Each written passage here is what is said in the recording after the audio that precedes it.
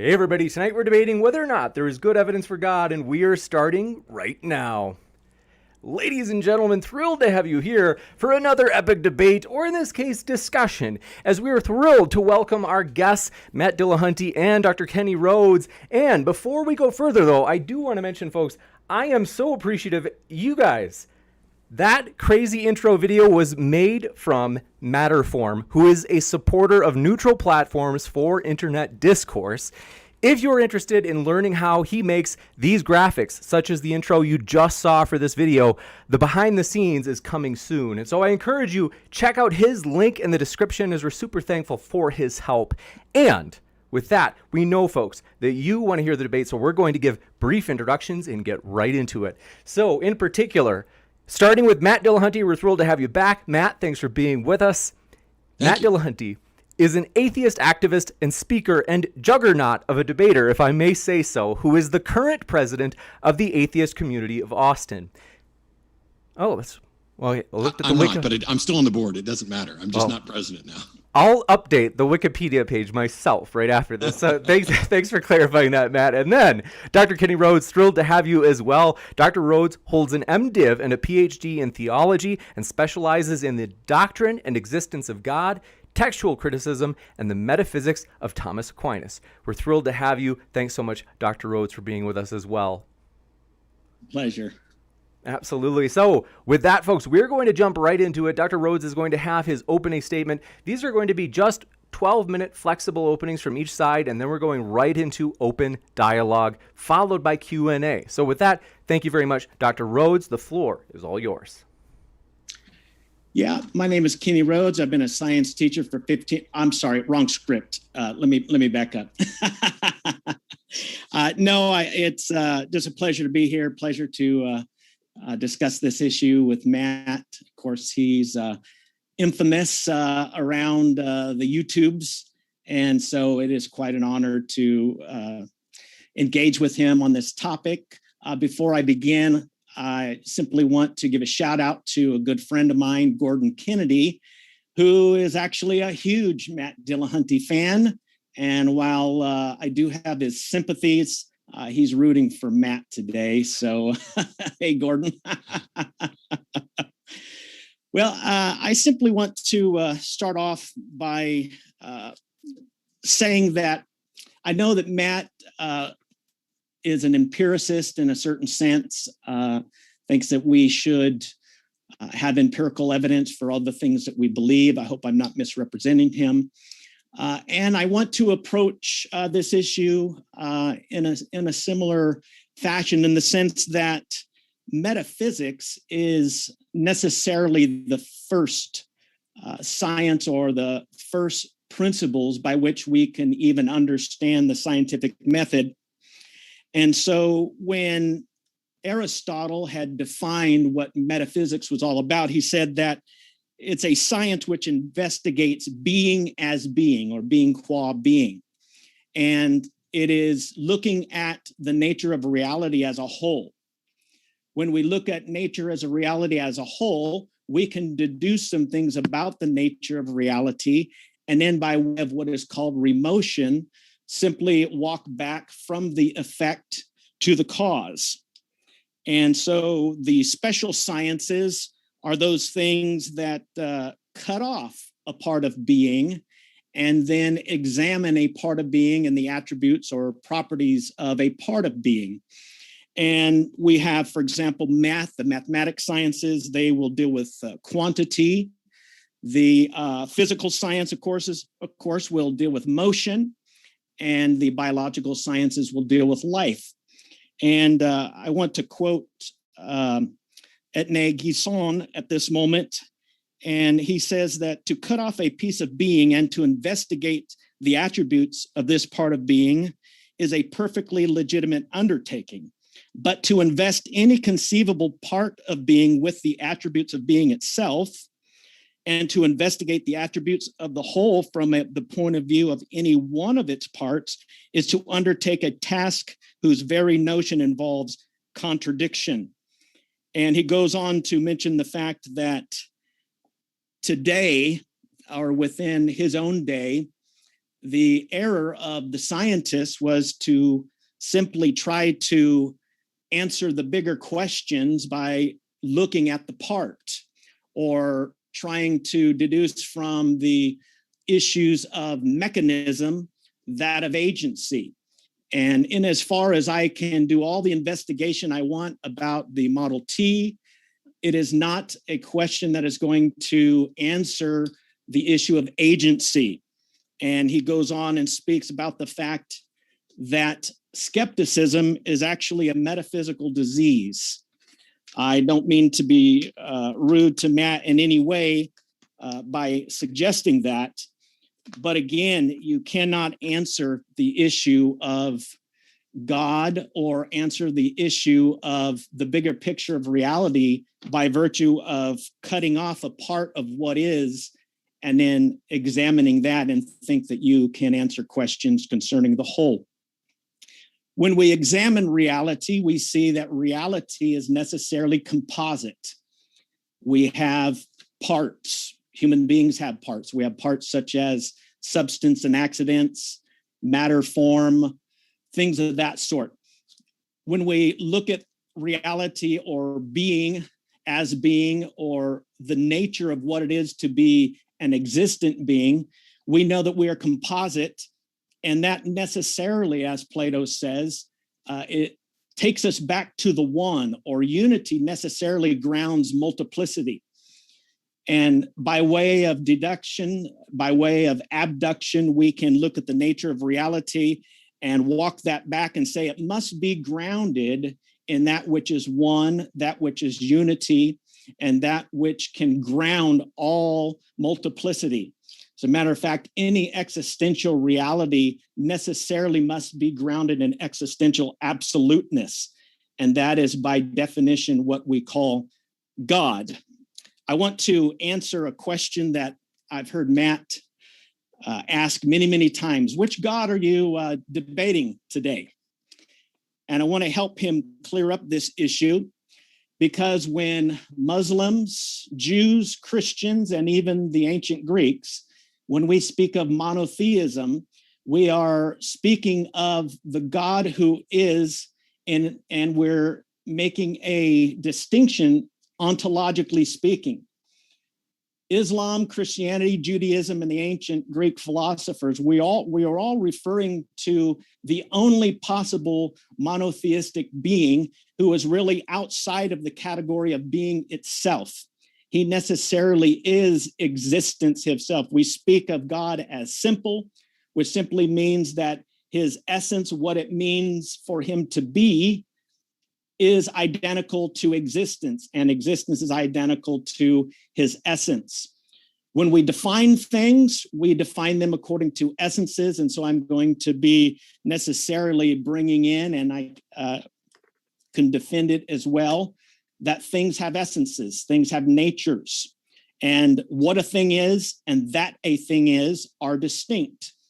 And that is the greatest composition that we find in reality. What a thing is and that a thing is. We can know what a thing is regardless of whether or not we know it exists. Kant, as a matter of fact, said that existence is not a predicate. And that's actually the problem with Anselm's ontological argument. It treats existence as if it was a predicate. But existence is actually that which causes essences to exist. We might say that, put it in Thomistic terms, it is the actus essendi composed with an essence that brings something into existence. And I can know things simply by looking at what they are or contemplating what they are, and I can define a unicorn, which there's nothing logically irrational about a unicorn existing, but what's wrong? That essence of unicorn has not been composed with an act of existence, therefore it doesn't exist. Dinosaurs, I wanted to do a poking joke at my young earth creationist friends, but I won't. Dinosaurs, they did exist, but they existed quite a long time ago, but they no longer exist. I can still define them according to the essence of what a dinosaur is. And to cite Boethius, he says, that which is and what a thing is are distinct, not separated, but distinct. He said, esse and id quod est are distinct. So that is the direction I'm going tonight. I'm sure we'll have an interesting discussion. I just want to conclude my opening statement with this. Necessarily, and I'm not defining God into existence, but what I'm saying is when we look at the fact that all that is composed of what it is and that it is, we necessarily can walk backward to the one who is essence and existence, and it is identical with one another. And logically, you must have that. You have to have one that grounds all existence to give rise to all the multiplicity that we see in reality. And I'll conclude at that moment. I don't know how long I went, but got 4 minutes left if you want them, but that's all right. No, you got it. No problem. Works. And want to let you know, folks, we are thrilled to let you know for the first time about this juicy upcoming debate, Islam on Trial. Apostate Prophet will be here with a surprise guest next month. You don't want to miss it, folks. So if you haven't yet, hit that subscribe button so you can catch up. You can say catch more juicy debates coming up. And with that, thanks so much for being with us again. Matt, the floor is all yours. Awesome. I will try to take a similar amount of time so that nobody says anything about unfair. First of all, thank everybody for having me back. And my apologies for the delay. I unfortunately got a really, like they listed it as atypical pneumonia. And I was over it inside of like 36 hours, but there's something to do with my heart that they were worried about. And then they ran a whole bunch of EKGs. And it turns out my heart's just fine. It was a bad reading or whatever. And so, yeah, I wound up recovering from the pneumonia. So thanks, everybody, for your patience. I'm always glad when we get to actually define terms a little bit. And I've hosted the Atheist Experience for 16 years, over 500 episodes, I just found out last week. And quite often you'll have someone who says that they can't present evidence for the existence of a God. That, in fact, some of them argue that God would not give evidence because if God gave evidence, that would somehow violate your free will, that's a problem. And so I'm thrilled that today we're going to at least hear what God Kenny's talking about, what the good reasons are for that, and how and why he thinks reasons are good. I don't think it's going to surprise anybody that we're probably not going to disagree on what counts as good reasons. Not the least of which is that if you begin, and I wasn't offended at all, if somebody says that skepticism is a metaphysical disease, it doesn't surprise me that someone would view skepticism as a metaphysical disease if they're advocating for positions that don't rise to the level of meeting the rigorous standards of skepticism. It's like saying, oh, well, that's scientism. You're only willing to accept whatever science is. Well, that's a fine challenge to scientism from the people who have ideas that don't rise to the level of science. All skepticism is I want to believe as many true things and as few false things as possible, and I'd like to use the mechanisms available to do that, which includes scientific inquiry and good standards of evidence. We've solved this problem of what counts as good evidence in courtrooms and in science, and I'll touch on that just a little bit later. I had a receipt sitting here from a dry cleaner. I stopped off and dropped off 10 shirts today to be dry cleaned because evidently we're getting out from underneath the Backstreet Boys reunion tour or whatever we're supposed to call it so that nothing gets demonetized. But if I were to show you the receipt, if I were to then say, do you have a good reason to believe that I own shirts? Do you have a good reason to believe that I dropped them off at the cleaner? Do you have a good reason to believe they'll be back on Tuesday? What are the other candidate explanations for this receipt that I have? Well, the truth is, all of us, I would hope, would say, of course, I have good reason to believe that you have shirts and you dropped them off and they'll be ready on Tuesday. That's what the receipt says. And we have good reason to believe that, despite the fact that all of us know I could fake a receipt. Like you don't know. Let me put Jack Brown cleaners on the top of something, print it off on the computer. It's not like it's as difficult as trying to counterfeit money. I could make a receipt. And yet still, even knowing that it could be fake, we're still reasonably assured that I probably dropped laundry off today. If for no other reason than it would seem absurd to try to fake a receipt, but we could have done it. Maybe I did it just to make a point in the debate. How can we investigate it? Well, in fact, we can. We can investigate, and even though we know some things are fake, we can figure out whether or not this one is. We can go in and talk to the cleaners. We can check video recordings. We can check to make sure that the numbers match up and that they've got the clothing and all this other stuff. What we're trying to do is figure out, do I have a good reason to believe something? That's the whole of life. Every time somebody comes up and it says a claim to you, hey, I just got a new car yesterday. Do you sit there and go, hang on, please provide evidence that you got a new car yesterday? Well, at most, you're probably going to say, oh, show me the car. Well, it's not here right now. They're doing some detailing on it. Does that mean you stop believing them? No. So it's not just about, hey, I heard something, and no, I won't believe anything. A lot of people confuse skepticism with cynicism.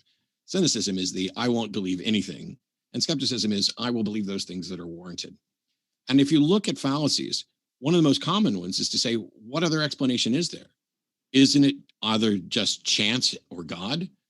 And somebody asked prior to this, why won't atheists just admit that they believe it's all chance? Well, in some cases, I believe chance is a perfectly acceptable explanation. In other cases, I don't think that chance is in fact a reasonable explanation, because when I look at the universe, it doesn't operate by chance. It operates according to the laws and the rules of physics and chemistry. It's not chance. Is it chance that something happened? Perhaps. But the right answer when somebody says, why is there something rather than nothing, for me, is I don't know. And if you think that's a dishonest answer, if it's incredibly frustrating for you that there are people who are willing to admit that they don't know, I would just ask you, I'm far more frustrated with the people who claim that they do know when they definitely don't. And there are people running around advocating for every God under the sun and some beyond it without knowing it. Now, a lot of you probably heard this tired old claim that extraordinary claims require extraordinary evidence. And in what that claim initially meant, it's true, but it's not quite true. The truth is, all claims require pretty much the same evidence before it's reasonable to accept them. The difference is that some claims, from the instant they are made, already benefit from all sorts of evidence and baggage out there. If you say, hey, I just dropped my clothes off at the laundry, well, we have mountains of evidence that there are places where you can drop off the clothes, and all the little elements are already there. If you say instead, hey, last night I saw a ghost, well, all we've got so far is that we know people report seeing things that they call ghosts, but what evidence do we have that you saw a ghost? So what do we mean when we're talking about trying to collect evidence to determine whether or not something's reasonable? Because I am someone who believes that there needs to be good evidence. And I don't think that you can just start with some sort of description and work back and kind of argue that, therefore there must be some sort of necessary being. Because somewhere along the lines, somebody injected things like being and necessary and didn't always justify them. So if you have a position that's not falsifiable, as if there's no way to show it's wrong, that's a problem within testability. That is a problem within science, within courtrooms, within any number of issues where we're going to be evaluating evidence. Well, what do we mean when we say evidence? I tend to refer to it as the collection of facts associated with a situation or proposition or question, which must be evaluated and accounted for in determining whether an explanation is true. But good evidence is not merely an opinion. You can be of the opinion that flipping a coin is good evidence. You'd be wrong. It'd be a good way to make a decision. It might be better than, rolling a dice, because now you're down to 2, but it doesn't mean it's a good decision. And similarly, it's not like we should all vote on whether or not the earth is flat or whether or not a God exists or whether or not dinosaurs used to exist. Some claims, by virtue of what we already know, come with a mountain of evidence right off the bat, such that while you could be wrong, because you can always be wrong, it'd be unreasonable to strongly doubt the claim at its face. And so good evidence is that which can be replicated, that is distinct, that leads to one explanation and not multiple explanations with similar support. That is the good evidence. That is better than anecdotal evidence, testimonial evidence. Here's what I think I experienced. Is it true that an alien abduction happened? After all, there's nothing necessarily supernatural there. There's nothing that is necessarily going to violate the laws of physics. We know that we've traveled to the moon, assuming you're not a conspiracy theorist who's denying that as well. It's not outside the realm of possibility that perhaps if there was life elsewhere in the galaxy, maybe it gets here. I don't think it's been here yet. I don't see enough evidence for it. But it's not like it's magic, and it's not like it's identical to a ghost story. There are tons of books, stories, and testimonies about ghosts, gods, goblins, and aliens. What has actually been confirmed? Because if we have some sort of experience and we are trying to say, here's the best explanation for why we had this experience or why I felt this. We need to make a list of candidate explanations. And you don't get to include something in a candidate explanation until there's evidence for it, until there's good reason to think that that's the case. And so if you say, hey, I saw, this dot moving in the sky last night, what are the candidate explanations? Well, we know that there are satellites and planes. Those are candidate explanations. Something else flying, we will perhaps say unidentified or an unknown object that's moving around. But do we get to say, oh, one of the candidate explanations is that there's, sorry, I was trying to stay on the 9 minutes. One of the candidate explanations doesn't instantly become, there's an alien spaceship up there. I mean, we can propose that, but until we have good reason to consider it amongst the candidate explanations, it would be a mistake to include it. You would need some extra evidence to show why this should be counted amongst the candidate explanations. Try walking into a courtroom and suggesting that God told you to break the speed limit or that he told you to bomb a clinic.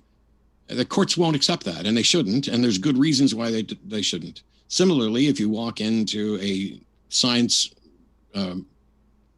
test or a process and you say, oh, no, actually, that's done by angels.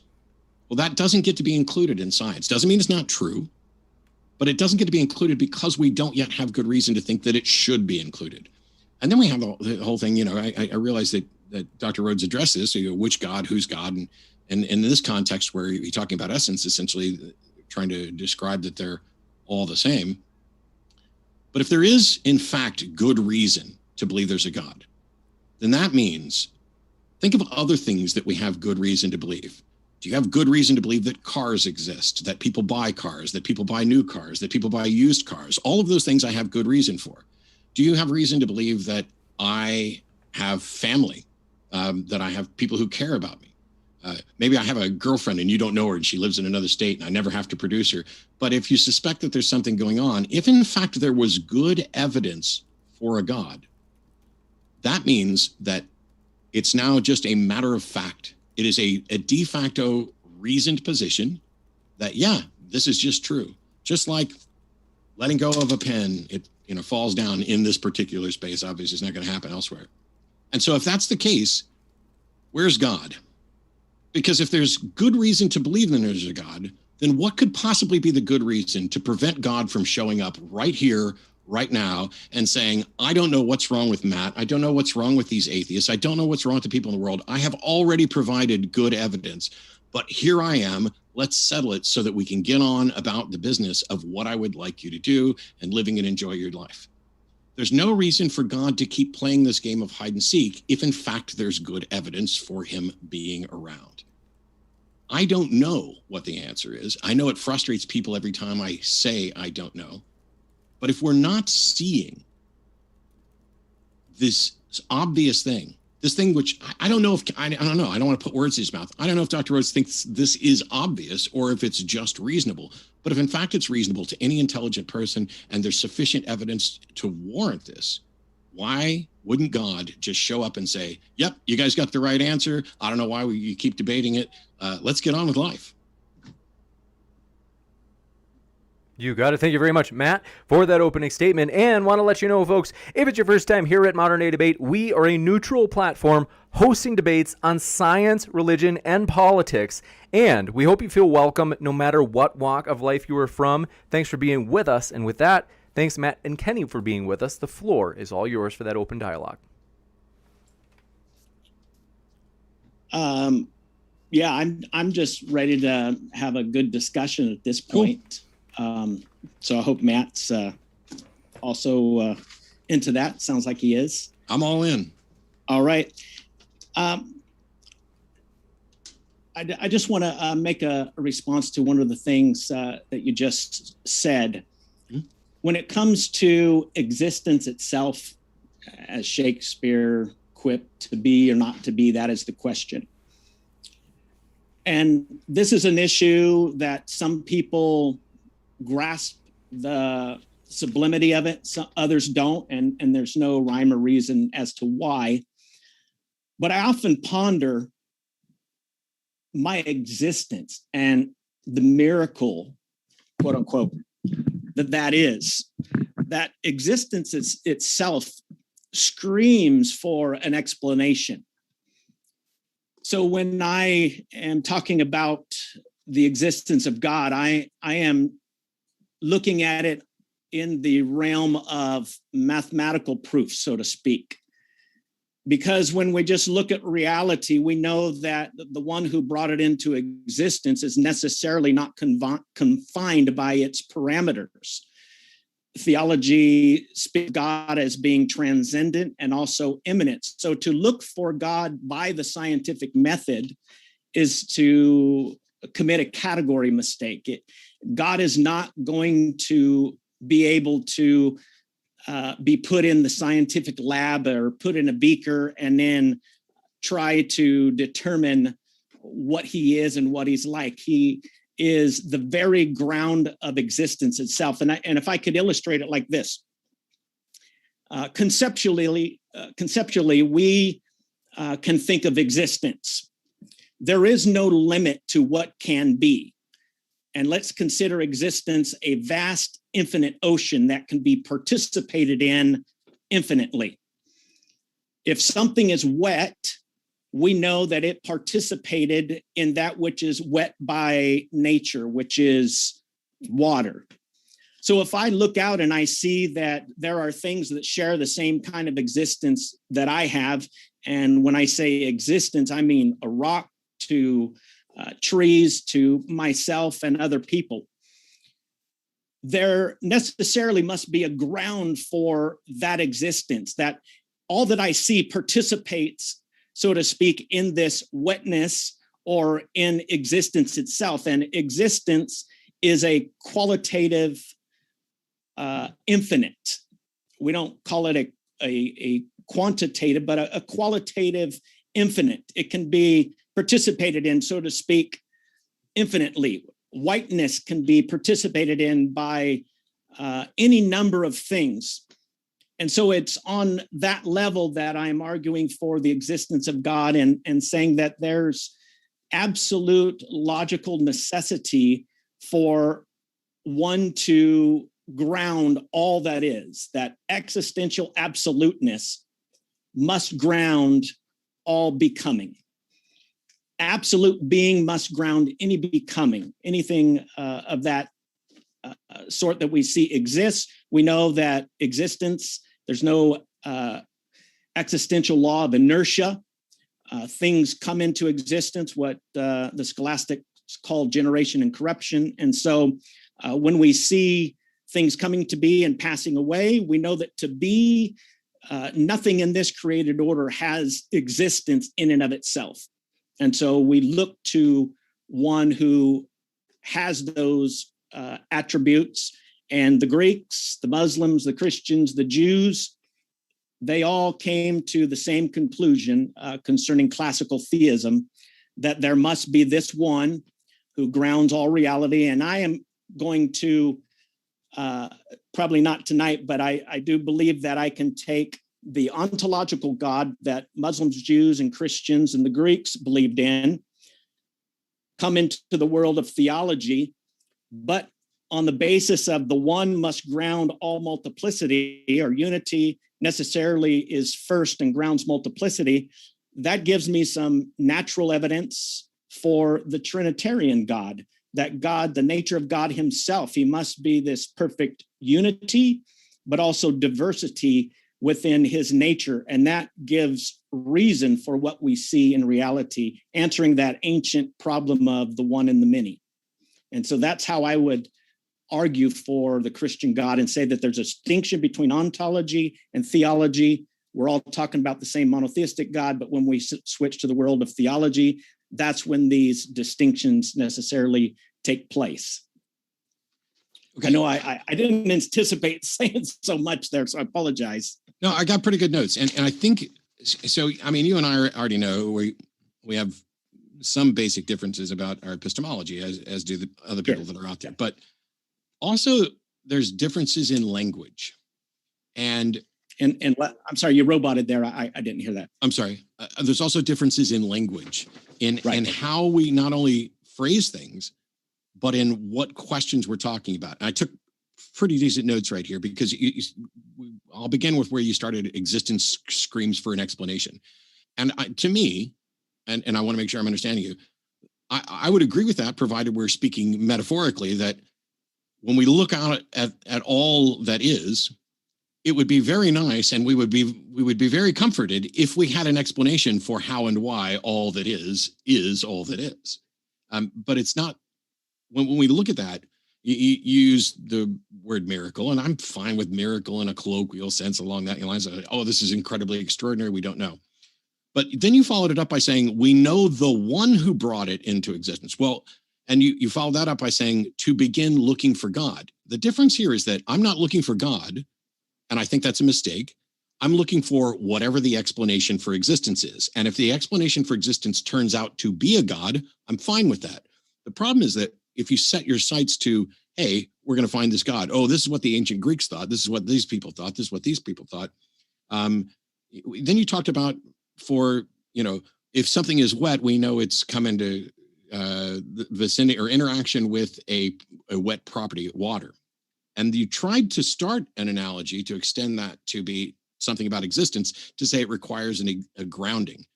I don't see the evidence that any sort of thing that would qualify as a grounding for existence is necessarily an agent. I don't understand why the physical and chemical laws, the physical facts about the universe, that the only things that we can actually investigate, we can't go back beyond the Planck time, we can't go outside of this. It seems to me that this field of classical theism, which you're going to encompass with all the various gods, and then you get to the Trinity. But how do you know that you're not just seeing what you want to see? Because I don't see the evidence either for a Trinity, for a God, for a being, for a required grounding in the sense of any sort of agent. All that we have and all that we see is the world. And it seems that when you say there must be an absolute being, where's the evidence of that? Are you asking for empirical evidence for that? I would go with anything. I would love for there to be empirical evidence to show for any of this. But if you're just looking at it saying, oh, we're inferring this from the fact that there's something, there must have been something that started it. I find that to not be a reasonable course of action, because while we would have to say there needs to be some explanation, like if there's a bunch of burnt wood out in the backyard, you and I would agree there is some explanation. There is something, some series of events that led to what we found. And if someone were to say, oh, this occurred because of something extra dimensional, something that we can't interact with, something that we can't get physical evidence from, I would think we would probably both reject that. Why is it that we don't both reject it when we get to the big question, something that we cannot actually investigate beyond living in our heads? Well, let's push your analogy to the issue of God. If I see that things exist and they don't have existence in and of themselves, let's call that burnt wood. In the same way that you and I can look at that burnt wood and say, it must have been heat. There's no other rational explanation for it. In the same way, we can look and see existence being shared by the multiplicity of beings and say, there must be existence itself that has, burnt itself into these existent beings, to kind of push your analogy. So except that's not how it works. Necessarily implies, oh yes, we're basing on the laws of logic. No, that's not how it works. The reason we know that burnt wood is because we have evidence of wood burning. We've seen it before, during, and after. We have mountains of actual empirical evidence. And that's what makes our conclusion that the best explanation is that this wood burnt through some natural means. The thing that makes that the best explanation, the reason we have good reason to believe that, is because we have actual evidence for it. You can't argue by analogy that there is something that is existence or something that is essence and therefore requires a grounding. Where's the evidence for essence? Because if essence, as you said in your opening, if there's an essence of a unicorn and a unicorn doesn't exist, and an essence of a dinosaur and a dinosaur doesn't exist now, and an essence of me and I still exist, then you're basically saying essence is not in any way tied to facts about reality, because a unicorn isn't a fact of reality. Okay, let me try to explain myself better, because I may not have explained this the best way. When we look at reality, we see that what a thing is and that it is are distinct. I got that. Okay.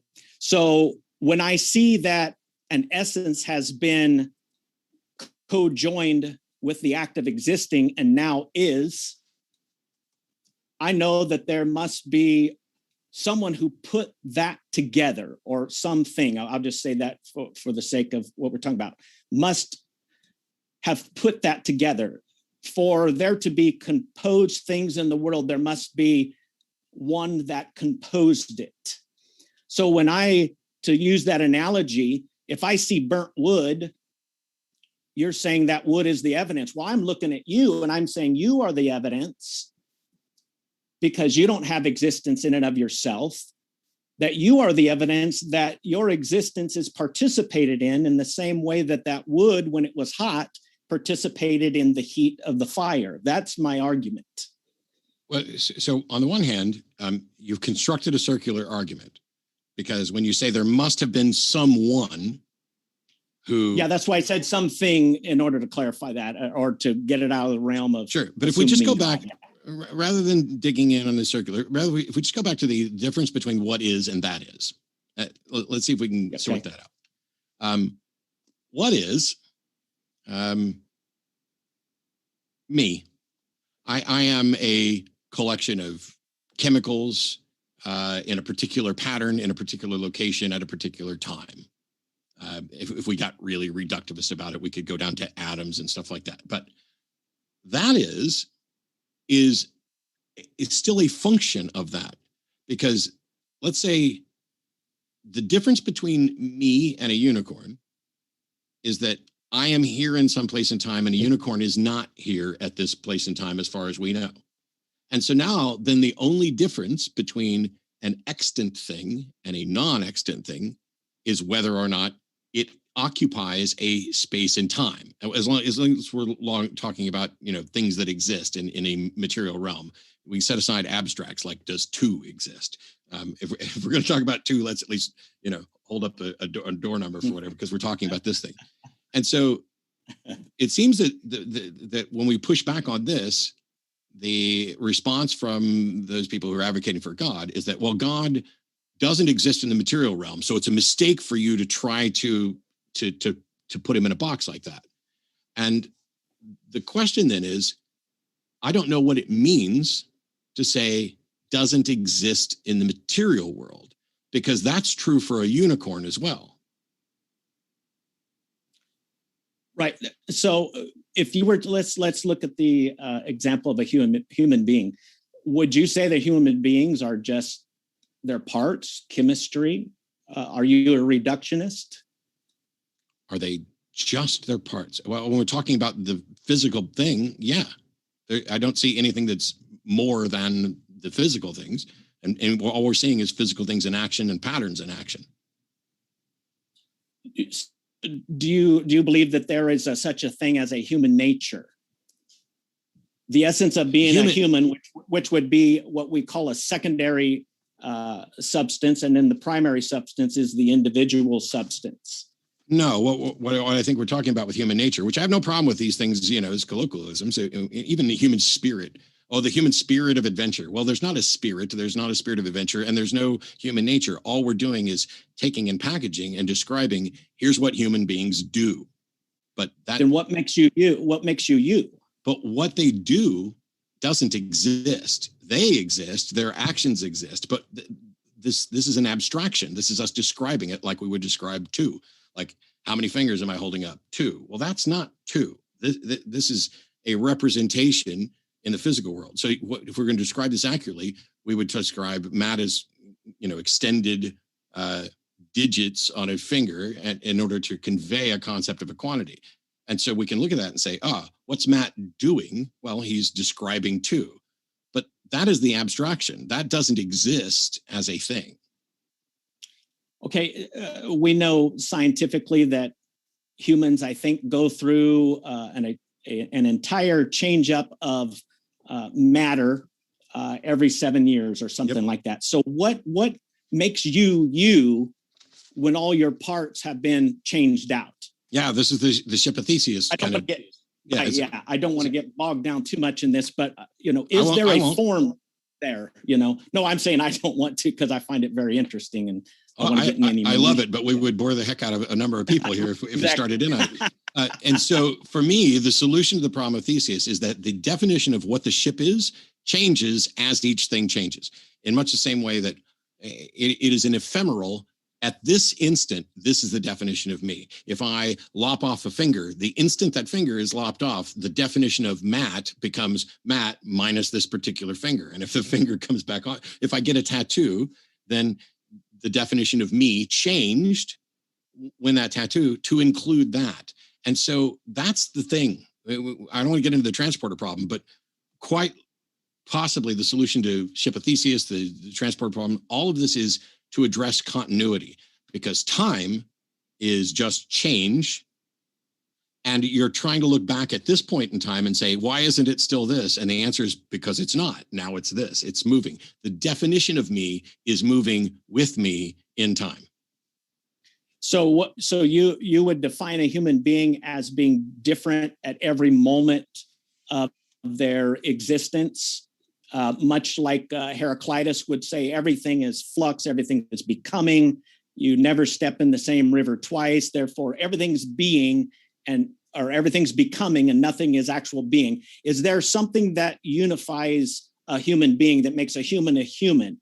I think what you pointed out to me is just that which is an accidental aspect of what a human being is. We might say that matter, wood, or bones, meat, those are, in a general sense, what a human being is. When we define a human being, a rational animal that is composed of matter. But when we describe, say, a finger or something, that's an accidental aspect of what a human being is. Your particular signet matter that's been instantiated. So when we look at what a human is, see, if what you're saying is true, then that means somebody who goes to prison for committing a crime, because they're changing moment by moment. You've got somebody who's paying the price for a crime that this person now, 10 minutes later even, is a different person. So there has to be some continuity to what a human is. So just because... Are you suggesting that kind of a radical change, or are you well, kind of. I mean, because you can define things at whatever scope you want. We can define it it's a standpoint of humans. We can narrow it down based on subqualities down to this. But the thing you're talking about, for example, with somebody who's in prison who's now a different person, the question is the person 10 minutes later substantively different with respect to the thing that they're incarcerated for? If in fact, and I would say no. Would you agree? Well, it depends. I think it's on a case-by-case basis. For example, let's say that someone went out and it shot a whole bunch of people, and it turns out that the reason they did it was because they had a brain tumor that was pressing on their amygdala, and we arrest them, we try them, we put them in prison, and then we do the study, we find the brain tumor, and then we go in, we have surgery, we completely remove the brain tumor, and now, while that is the same agent, because that's the level of discretion that we apply here, is that person still likely to cause or enact or take that action ever again? And I would say that if the evidence shows no, why are you keeping them in jail? And how long should you keep them in jail? And shouldn't keeping someone in jail be something about protecting other members of society, protecting them from themselves, trying to discourage recidivism? And so here's somebody who slaughtered 4 or 5 people, and it wasn't because of anything about their specific character that remains, but was absolutely the process of a chemical process in their brain that is now gone. Why should we keep them in jail? Right. And I don't mean to get bogged down in this at all, but that's not what I'm talking about at all. I'm talking about what makes Matt Matt. What makes a human human? There necessarily must be an essence that gives continuity as the change is going on. This is the one and the many. I'd love a definition of the essence. I'd love a definition of the essence. That's like the first thing I wrote down when you were talking is what exactly do you mean by essence? Because you, and I'm not meaning this insulting in any way. This is what I meant when I said we're going to use language in a different way, because you're talking about, oh, there's an essence of existence. I have no idea what that is, and I haven't yet got a description of it now, other than it seems to be some ineffable, it's the thing that makes humans human. It's the thing that makes existent things exist. Well, those are both tautologies that don't add anything edifying at all. Okay, I might not be communicating this because I'm not saying there's an essence of existence. I'm saying that what makes a dodo bird, we define things by their essences. That is what we do. A definition is a description of what a thing is. That a thing is also distinct. Like if you ask three people to define a dodo bird, what would they say that you think is essence? You want to look at the definition, how we define a particular thing. We define them according to their essence or their nature. That is distinct. I know you just said that, but I'm asking for some kind of example, because you've said that twice now, and I still don't know what it means. Well, just because people will ignorantly give different definitions of a thing doesn't make the fact that we have defined something like this and we define it, I don't mean to repeat myself, by what it is. Like the dictionary definition of what a human being is. Okay, so first of all, dictionaries aren't prescriptive. Dictionaries aren't prescriptive; they're descriptive. Language we use, and dictionaries just describe how we use language. But if you, like, for example, I can pull up on Wikipedia. The dodo is an extinct flightless bird that was endemic to the island of Mauritius, east of Madagascar in the Indian Ocean. The dodo's closest genetic relative was also extinct, Rodriguez solitaire. What they're doing here when they're defining dodo is describing things about it. It's not a complete definition, but what about that is essence? And how would we know the essence of a dodo versus the essence of something else? It's what a thing is. I guess what's a human being? Well, there's a number of different usages. A rational animal, let's just say that, rational animal. Why would I define human being as a rational animal? Do you not think there are other potentially rational animals that aren't human? Well, that is the standard definition of a human being, is a rational animal. That's all. That's one description of a human being, but I would argue that there are other primates and dolphins and others that would count as rational animals that are. Well, that's kind of irrelevant to what I'm trying to say. I mean, when we define it, we're defining it from what it is. We may not have a complete definition of something, but that doesn't negate the fact that there is there's a nature of something. No, that you're saying the description is the description. The fact that you're describing something doesn't mean that what it is some sort of essence that needs an explanation. Please, so like, for example, when we define dodo, it's an extinct flightless bird. Let's ignore the extinct thing and pretend like it was still here because we were describing it. Okay, what does it mean to say flightless bird? Well, those are words that we use that have particular usages about the type of animal we're talking about and what its capabilities are. But that doesn't mean that that's the essence of a dodo. I really think you're not getting what I'm saying. I know I'm not. This is standard philosophical truth. This is not something I'm making up whatsoever. We define things by what they are, their essence. We don't have a complete explanation. The scientific method, we go out and we examine things and we look at their characteristics and their properties and we put a definition to it. I mean, that's the way reality is all about. We define things. Things what makes me different from you and what makes a human being different from, a rock is what it is. Its nature, its essence, what it is. I agree that what makes me different from you and both of us different from a rock gets down to what we are. But I don't see anything that you can point to that qualifies as essence. These are all physical aspects of each of us. The things that are different between me and you and between the rock are all physical things that we can describe and identify and detect. Where in that is essence? It's not a thing. It's not what a thing it that is. needs an explanation. It's what it is.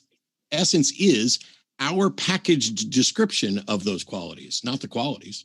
A nature is what we look at, and then we define what that thing is, put down the definition. I think we're going down a rabbit hole here. What I am saying is that because that is distinct, because what a thing is and that a thing is distinct. I know essentialism is something that most atheists, a lot of thinkers today think is not a part of reality, very reductionistic these days. We even with evolutionary theory, they define things, in a way I think is cladistics. I think is fallacious from the beginning because it defines something by what it's made of, eukaryotic, for example, and say that we all share in that. But the principle is the same: the unity and the diversity, and the fact that when we are looking for, we're looking for the explanation of ourselves. We know that we are composed of parts. There must be one who has put those parts together. That is the core of my argument. Okay. Which is based on the laws of logic. So first of all, you just seem to suggest, and I want to make sure I'm understanding this right, that you're opposed to scientific classification of creatures by their biological facts. I think that cladistics is not the full answer. That I just, by way of well, I mean, at least with cladistics, we are pointing, at least to science, they're pointing to specific, detectable, identifiable properties, and yet you're willing to point to other properties and call them essence. What I'm saying is that how is eukaryoticness? How is whether or not something is eukaryotic not a part of its nature? Because it's what it's made of. It's its matter, not its form. So whether or not something is eukaryotic is not its nature, but there's a thing that you can't describe that makes me is my nature. But eukaryotic is definitely not it. That's what we're made of, right? That's matter. That's like trying to define a house by saying it's wood and then saying it shares a common ancestor with the bench. I don't want to get into evolution at all, but I was just trying to point out by way of illustration that the loss of the concept of essences has put a lot of what passes today committing some logical fallacies by not understanding that there is a true essence and form behind what is. In order to have any kind of continuity through time, there must be that which is existing and identifying what a thing is through time. Now, time happens to be part of our nature as we are temporal beings, but I'm trying to simply illustrate by way of other information that essences are real. That's how we define things. We don't define things by what they're made of. Sure, we do. We do it all the time. We do it all the time. And a eukaryote is just an organism whose cells have a nucleus. So why is it a problem to say that the nature of eukaryotic cells is that they have a nucleus? That might be part of what they are, as in part of what a human being is that we are made of bone and skin and blood. It's part of it. But there's also that immaterial aspect, that form. For example, if I'm going to make a statue, whether I do it by the negation of the material there, or if I put it in some sort of form and pour metal in there, I am necessarily putting a form to that matter. I'm making a matter form composition. That requires a composer, one who is putting that matter form together. If we chisel out a statue, necessarily I am bringing form to that statue. What I'm saying is that looking at what something is made of is not the full picture. It's just the matter. Where's the essence, the form? Now, there is no essence or form. That's my point. There is no essence or form. You have utterly failed to point to anything that counts as essence or form. And the thing is, if we were to describe cells, if we're going to describe cells as eukaryotic, that is not about what they're made of. It is an abstract description of how they are put together. These are the types of cells that have a nucleus. It doesn't tell you how wide they are, how big they are. It doesn't tell you what's in the nucleus. It doesn't tell you what it's made of. It doesn't tell you what genetics are in there. It is a description, an abstract description of the structure, just as saying, I am a reasoning being is an abstract description of what this meat sack does. But to say that me and a plant, we are in the same clade because we're made of eukaryotic cells is a fallacy. No, it's not. That's the matter. It's called set theory. It's called set theory. At this level, you are in the same bucket as a plant. At this level, plants are now outside and you're in with other animals. At this level, you're in with only primates. At this level, you're in with only humans. At this level, you're in with only people from, descent of in Eurasia or Europe or wherever else. It all depends on what resolution you're looking at it. I understand the rest of it. I'm not. Okay. My only point is that pointing out that because I'm made of eukaryotic cells and something else is made, that there's some sort of cladistic family there, is to negate the existence of an essence or a form. No, what makes a thing a thing? No, it doesn't. What makes if there is an essence or a form, you should be able to demonstrate that no matter how people have labeled cells. Well, I can demonstrate it very easily. I can take a form and I can take that form. What form? What's a form? Wood and build a house. What's a form? Is the essence of a thing. It's what makes a thing. You keep defining the exact same word. You keep saying the same words over again. Oh, the form is the essence. Because you're not quite getting it. That is a tautology. Getting it. That's why. Well, you're not quite getting what I'm trying to say. How can I get it when I ask you what a form is and you say it's the essence of a thing? If you just keep saying the same words over and over again, how can anybody get it? A form or an essence or a nature is the definition of what a thing is. Okay. It's a definition then, which means... And it's distinct from existence itself. It is a definition that doesn't exist, which means it's not a function of the person or the entity or the thing that you're describing at all. It is something that you're putting onto it. That's what definitions are. Definitions are abstract descriptions in language. They're not real. They're not real. If every mind, it's words. We made words up. You're a nominalist then. The only thing that actually exists are the words that we put to them? No, I didn't. The words don't exist. The words are the abstract concepts. No. They are the abstractions. When you say they're just words, you're suggesting that you're a nominalist, that there is no real thing behind those words. Is there a real human being behind the definition of Matt, a human being? Also, he's an individual who has these particular characteristics. Yes. If I was to describe or define you. Yes, there is a place. That's what I would say, right? There is a place and a label. The label is just something we make up.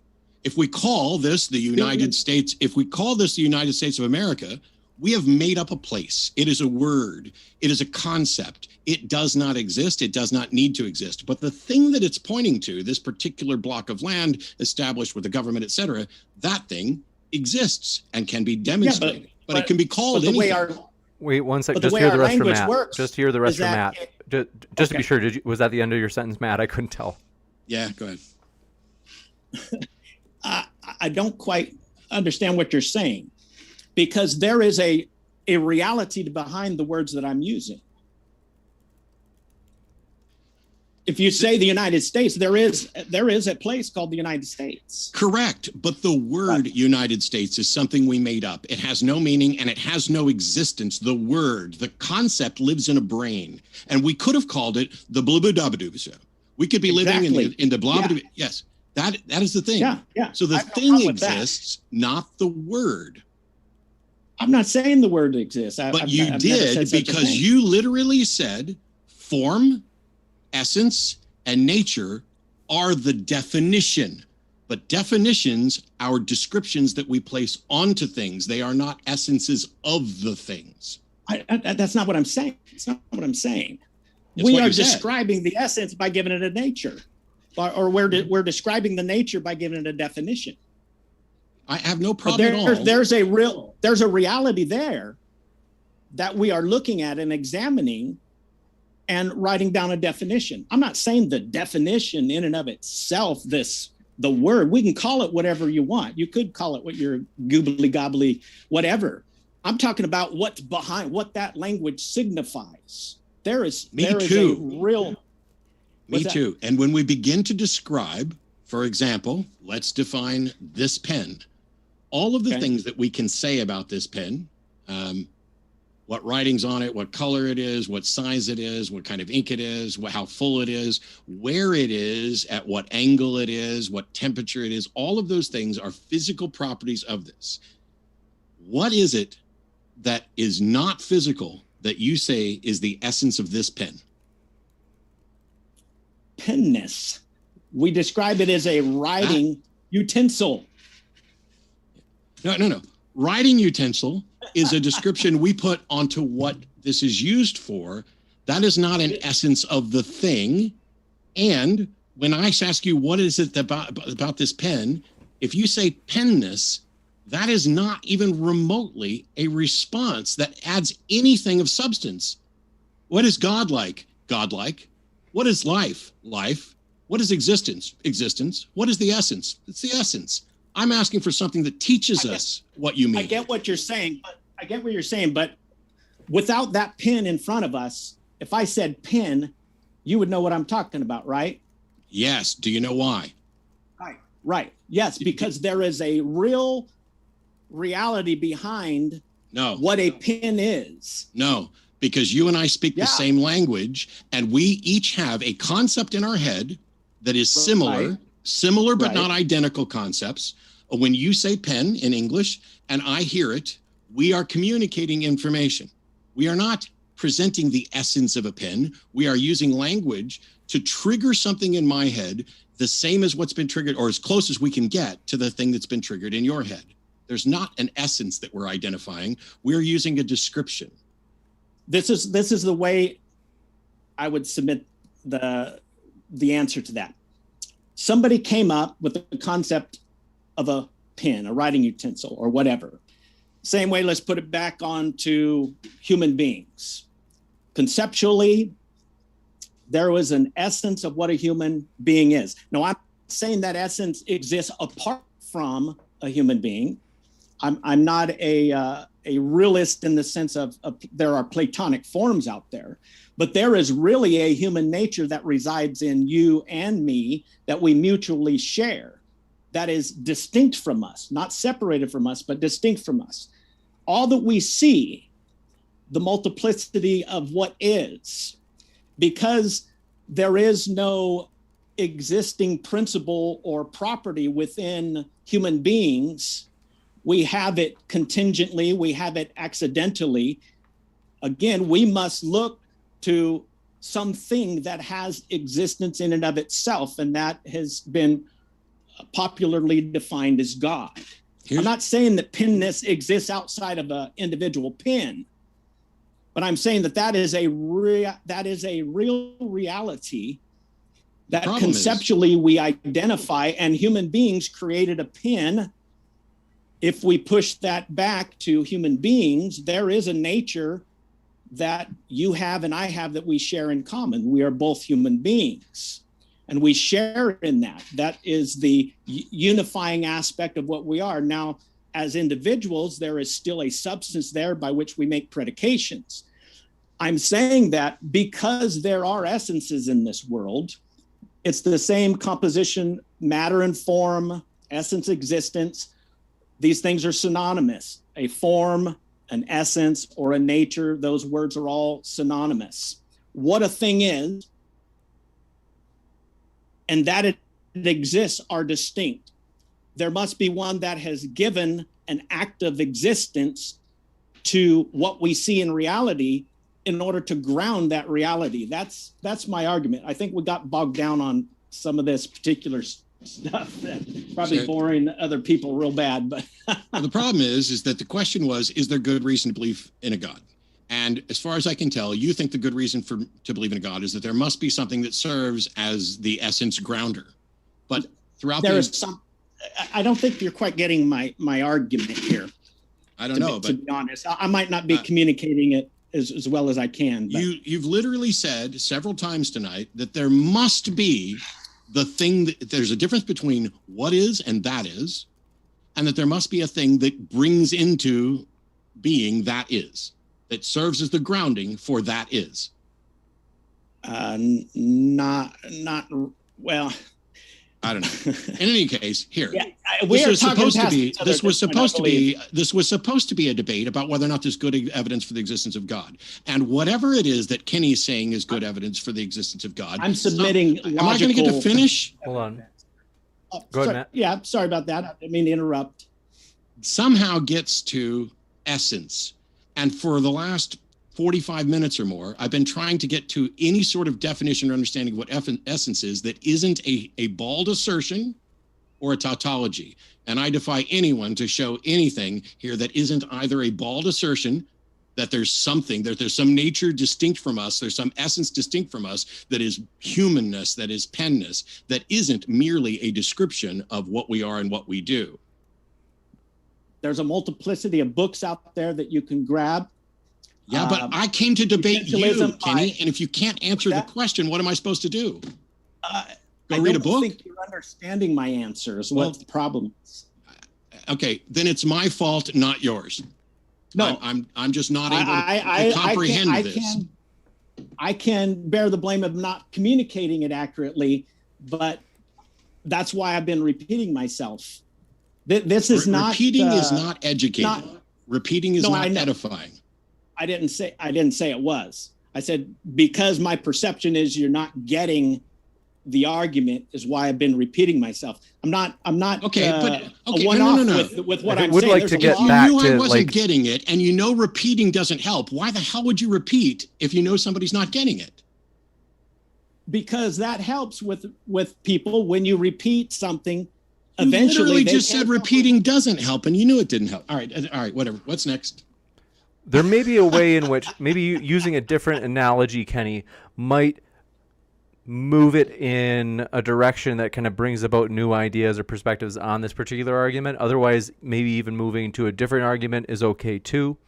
We do have a bit before the Q&A yet. Yeah, I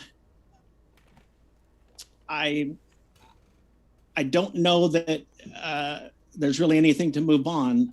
I mean, do you have any evidence for God?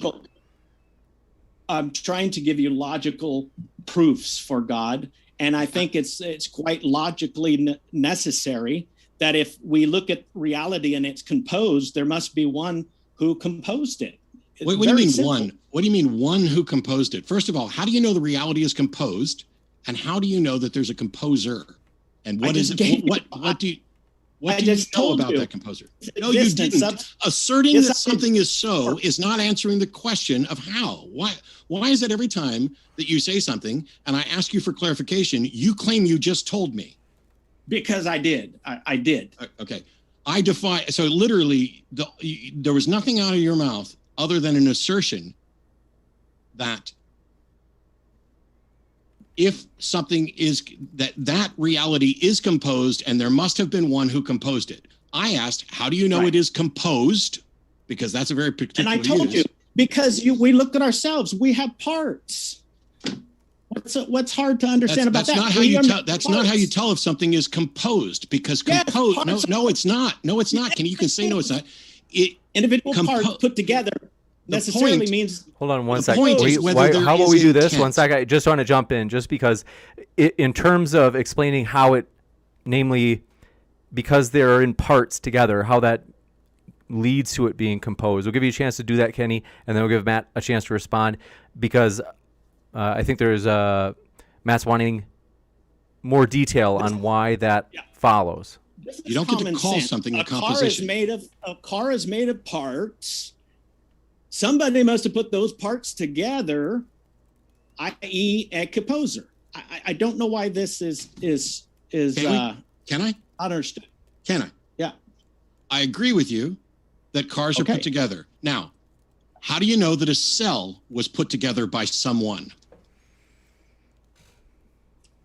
I don't know that we're even talking about that. I'm talking about human beings.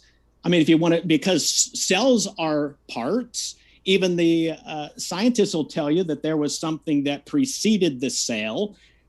Reason tells us, even in the Big Bang, that we must go back to a singularity. See, you're now confusing whether or not there was a first cause, or whether or not there was a first state, or whether or not there was a change, with whether or not something is composed. Composition. Yes, you are. Let me finish. Composition.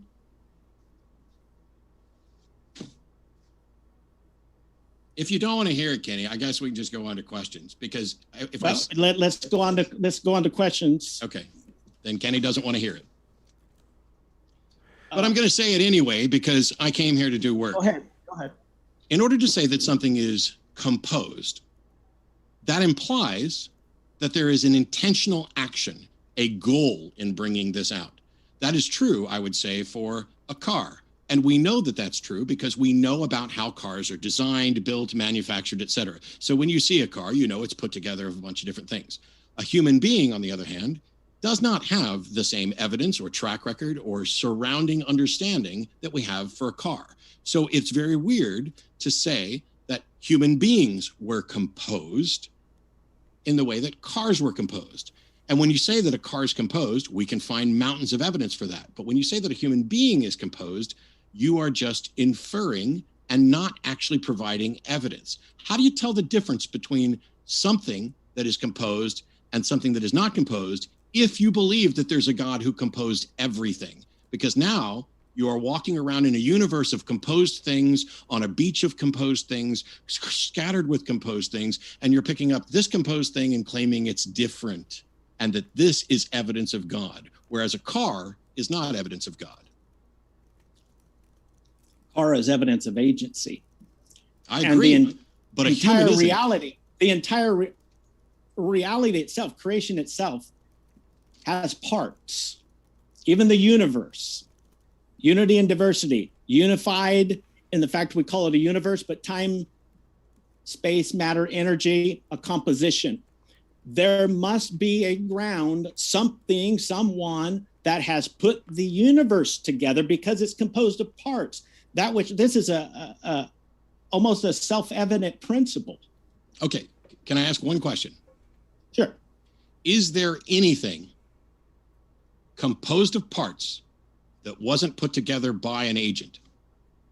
No, because it's irrational.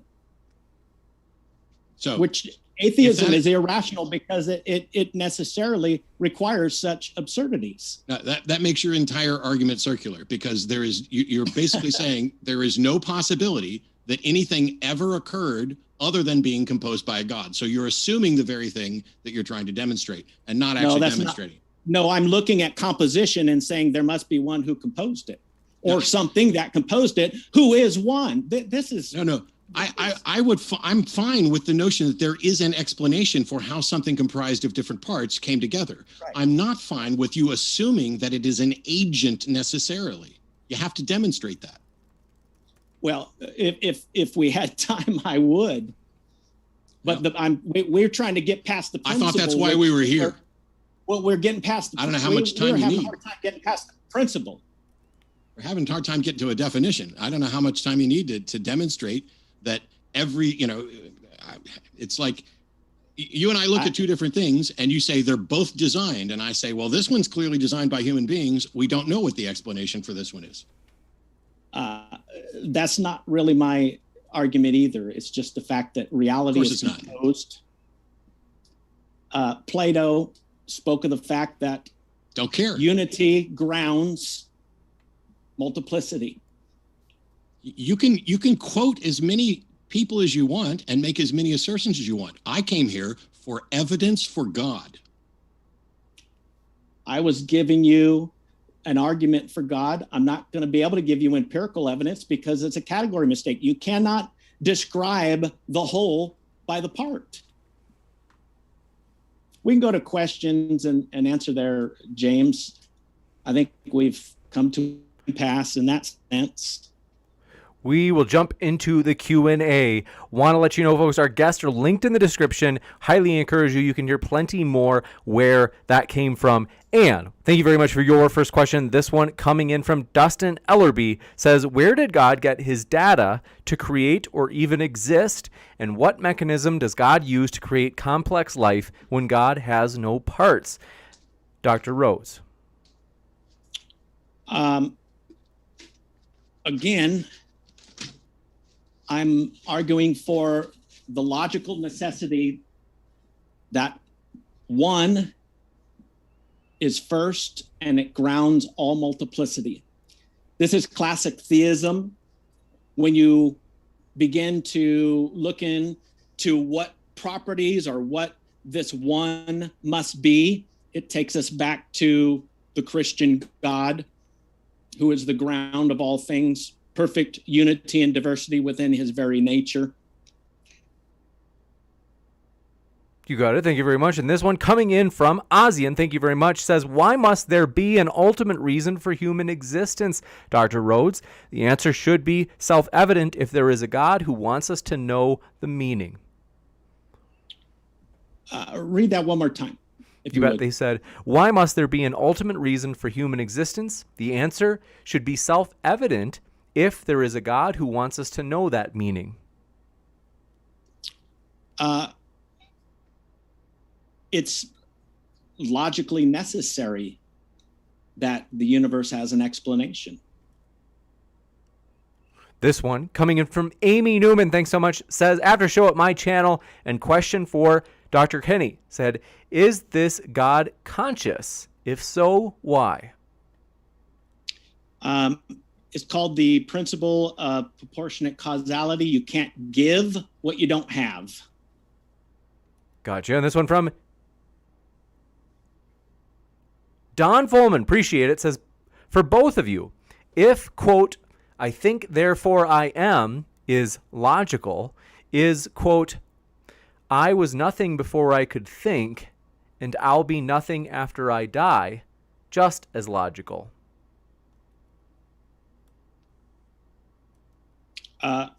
I guess I'll go first. As a Thomist, the statement is backwards. I think, therefore I am. It's actually I am, therefore I think. My existence is self-evident. It's a self-evident, undeniable truth that I exist. And based on that, I am myself, the law of identity, law of non-contradiction. You can trace that all the way back through law of causality, principle, just for clarity, all the way back to analogy, principle of analogy, that all reality is grounded in a necessary being. Yeah, and I would say, and I don't mean this to be insulting, but I could back this up if we were able to dig in on it, that it's clear Dr. Rhodes does not understand the cogito, because you can't just reverse it and say, I am, therefore I think is how it should be. Because what Descartes was trying to do was demonstrate how, at a minimum, one can be assured of one's own existence. And I think it was Thomas Hobbes that pointed out that that's still predicated on the primacy of reason. But now we're 4 questions in, and all we hear is that it's logically necessary for every single question, except for the consciousness one, which is you can't bring something into that you don't have. It's literally the only answer he's given, logically necessary. I wasn't negating that statement there. I was just simply putting it in Thomistic terms. This one coming in from Daniel Baker. Appreciate it. Said, for both Matt and Kenny, if you discovered your position was wrong, how would that affect your daily life? Matt, could you handle living with God? And Kenny, could you handle living without God? So if it turns out there was a God, I'd be interested to know. That doesn't mean I would worship that God or revere that God, but I would certainly believe that that God exists. And so that's one of the reasons why I don't understand why God seems to just be playing hide and seek, because he could clearly reveal himself or herself or themselves or whatever to all of us without question, to the point where we don't need to have these discussion debates, and could also provide some information so that maybe we know what essence is or what is or isn't logically necessary. But would I live with God? It depends on who that God is as to whether or not I'd want to spend any time with him. Just like I could believe there was a king or a president and not necessarily like that one or want to, stay around them. I can't do anything to stop a God from doing whatever it wants with me. And so I just have to rest assured that I am at least morally superior to anybody who would punish me for being sincere and honest. You got it. And Kenny, how about you? I would probably seek, just like every person who doesn't believe in God, to live the best life that I can if there was no God. You got it. And made by Jim. I wouldn't live any different than Matt or anybody else. I try to do good to my neighbor and everything else, because those things are, good. And I like that. I wonder, and maybe we can talk about this another time, I wonder which things you and I actually do or don't agree are good. But I would agree with you that we're all trying to, I just don't understand why it's not enough for people to consistently try to do good in the way that you and I both would. I like that. Yeah. No, I mean, I am very sympathetic to atheism. I've gone through periods of my life, 3 major periods where I almost lost faith. So I do understand atheists. I don't think they're wicked people or depraved or degenerates like a lot of my rabid fundamentalist Christian brothers and sisters do. I have a great relationship with my friend who's a huge Matt fan. So we try to do good to our fellow neighbor, and I'm not opposed. Yeah, I mean, I'm not at odds with Matt or any other atheists. I have good friends that are. Gotcha. And this one coming in from, do appreciate your question, from Mark Reed, says, Dr. Kenny, it seems you speak like the essence, quote unquote, of something is separate than the thing itself. How would you demonstrate that an essence exists independently? That is simply the fact that we can do this by analogy. Human beings, when we draw architectural plans, we have the form of something, the essence of what that thing is, and it takes an agent to bring that thing into existence. That's what I'm saying. I'm not saying they're separated. I'm saying that essence is seen in the instantiation of what that thing is. It's distinct. It's not separate, but it's still a part of what something is. To be and not to be are distinct, and what a thing is and that a thing is are just distinct as well. You got it. And this one coming in from Brandy Beckett, thanks so much, said, Dr. Rhodes, is my invisible floating dragon part of this ocean of existence? And if not, then why? Right there is an essence that doesn't have an existence in the world. It has a virtual existence. And it can't be living because God has not given it an active existence, but it still has existence because he can point it out. And I assume that the words that he's saying are actually corresponding to a concept. Gotcha. Thank you very much for this question. Coming in from Made by Jim Bob, says, Matt, any argument against God can be invalidated when used against truth. I'm not sure what they mean by that. Any argument That doesn't against God can be invalidated when used against truth. That's what they say. I don't get it either. I don't know what they mean, but I would argue that I tend to go with a correspondence view of truth. The truth is that which comports to reality, and so if somebody can demonstrate the truth of a proposition, then I think they're right. I just think what happens quite often, and here I would say, is that one person is convinced that something is true and is not capable of demonstrating that it is true or that it's reasonable to believe that it's true. And so, yeah. Gotcha. And then this one coming in from Jonathan Lane says, Dr. Rhodes, if God is what defines something's essence apart from human definitions, then how is God distinguishable from the universe as we experience it? If God isn't distinguishable, what's the point? I'm not understanding the question. Could you maybe read that again? You bet. They say, if God is what defines something's essence apart from human definitions, then how is God distinguishable from the universe as we experience it? Gosh, I don't even know how to answer that one. I would have to have more information to get at what they're trying to ask. Yeah, I don't think I can give that a good answer. I know how to answer it from Dr. Rhodes' perspective, but I don't think I should do that. God is the thing that gives essence to the universe as well. He's drawn a category line where it doesn't match with what you've said. Well, he gives existence to the world. Right, but the questioner was asking how God is distinct from the universe, and the thing that you should have answered to be consistent is that God is distinct from the universe because God gives existence to the universe and does not give existence to himself. Good answer. Yeah. My brain's a little fried. But what do I know? I don't understand this stuff. This one coming in from Nick says, 2 for Matt. Would you be up for an exhibition boxing match for any atheist charity versus cosmic skeptic? That's the first question. And then I have no interest in boxing matches. If we wanted to do something else to raise money for something, I would. I don't feel the need to beat other people, even mildly for fun. I'd rather do something better. This one from Nick as well says, are you related to Robert Anton Wilson? Your thoughts on him, Matt? I have no idea. Gotcha. And no thoughts. You got it. And thanks, conservative non-believer. Appreciate your super chat. Says, fun times. I couldn't agree more. And Tracy Evans says, Kenny used wiggly words such as essence and form. And then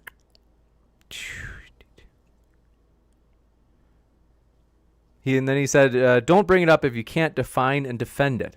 Kenny will give you a chance to defend yourself against that. What are your thoughts? I'll pass. Gotcha. And Marcos Laurenti says, as a fellow atheist, I'm glad to see Matt at least humble himself and not call the other person names and at least listen to them out. I was there. I was where Matt was 30 years ago. Don't let anger be you. What was the first sentence of that? He said, as a fellow atheist, I'm glad to see Matt at least humble himself and not call the other person names. I don't think they're referring to Kenny. I think that I don't know what they're referring, though. So, okay, let me hit this super quick. Don't do the I was where you were, I'm better than you. Don't do that as an atheist. Don't do that as a Christian. It would be absolutely vile for me to show up and say, Kenny, I used to be where you were and I found my way out. And it would be absolutely vile for Dr. Rhodes to look at me and go, I used to share your concerns, but I found my way out. To put yourself as the bigger person. Yes, I didn't call anybody names, and I didn't get particularly upset today. But there's also nothing wrong with having an impassioned plea for something. So rather than worrying about, oh, I'm so glad somebody acted so much better, let's focus on, can we argue better? Can we present evidence for things? I don't want the theists name calling and smacking people around in chat. I don't want the atheists doing it. I'd like to be able to have a discussion. If we get somewhere, cool. If we don't, at least we tried, and maybe we'll know how to do it better next time. You got it. I wholeheartedly agree with Matt there. Being passionate, nothing wrong with that at all. no matter how much Kenny and I argue tonight, I'm sure that we could go hang out sometime. If people seem to think that like, ooh, it came to verbal blows. All of a sudden now we're at war. No, we're not at war. Heck, we probably would have played for the same softball team at one point until I tore my arm. We might be able to play music together too. I could show you a few things. Go ahead, James. I'm sorry. You got it. Jake 4D, thanks, sir. Your question says, this essence is Deepak Chopra. And they said, Dr. Smith, Dr. Rhodes, you are adding words, let's see, behind it. And I don't understand this. They say, please stop using necessary without justification. So I'll give you a chance to respond to that, as I guessing you have a thought on that, Dr. Rhodes. Nah, it seemed like more of a comment, so I'll just let it pass as that. Gotcha. Daniel Rathburn says, let's see. We'll entertain it because it is interesting. I think as long as we don't go too far down the rabbit hole, they asked, when does the ship of Theseus lose its essence and become a new ship? Or no longer? Never. And I would agree, because the ship of Theseus doesn't have any essence. Nothing does. Juicy. And can't lose something. At least we agree on the conclusion. Can't lose something you never had. You got it. And then Flamio says, there is good evidence for deities like there is good evidence for round earth. And I think they mean they told me they meant a globe earth. It is all deniable. A description for who we are and what we do is your answer for the deity question. I got nothing. Sounds like a comment. I'm confused by that as well. Sigifredo Sarabia, thank you for your question. Says, Dr. Rhodes, if using the quote to or the essences to describe a thing, does God rely on these essences for us to describe God as all good, omniscient, powerful, etc.?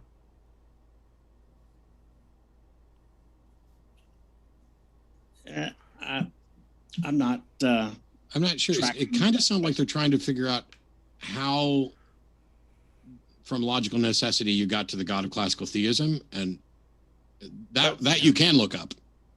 I think that's what the question was asking too. Okay. I don't want to get bogged down in it, but same thing as what I said. What we see is composed of parts, and there is a logical implication. For example, here's another principle that's self-evident and undeniable. The per accidens necessarily implies the per se, meaning that if there is the accident of tallness, it must necessarily be in a per se, a substance. So if I see existence as an accidental feature of reality, that nothing within reality has existence in and of itself, that means that existence is accidental. It implies necessarily logically that there is a per se existence there, something, someone. Gotcha. And this one coming in, appreciate your question. Nasacius, appreciate it, says this Thomistic stuff is presuppositional apologetics. And they say abstractions are not a third state of reality and that there is no penness. We'll give you a chance to respond to that, Dr. Rhodes. The reason why I said what I said right at the beginning is I said I'm starting with the nature of reality and created being, and then deducing and by abduction, by way of remotion, going back to what is necessary to account for what we see in existence. And I'll jump in with two things. First of all, please stop calling everybody a presuppositionalist just because you don't understand it. Please, atheists, please stop doing that.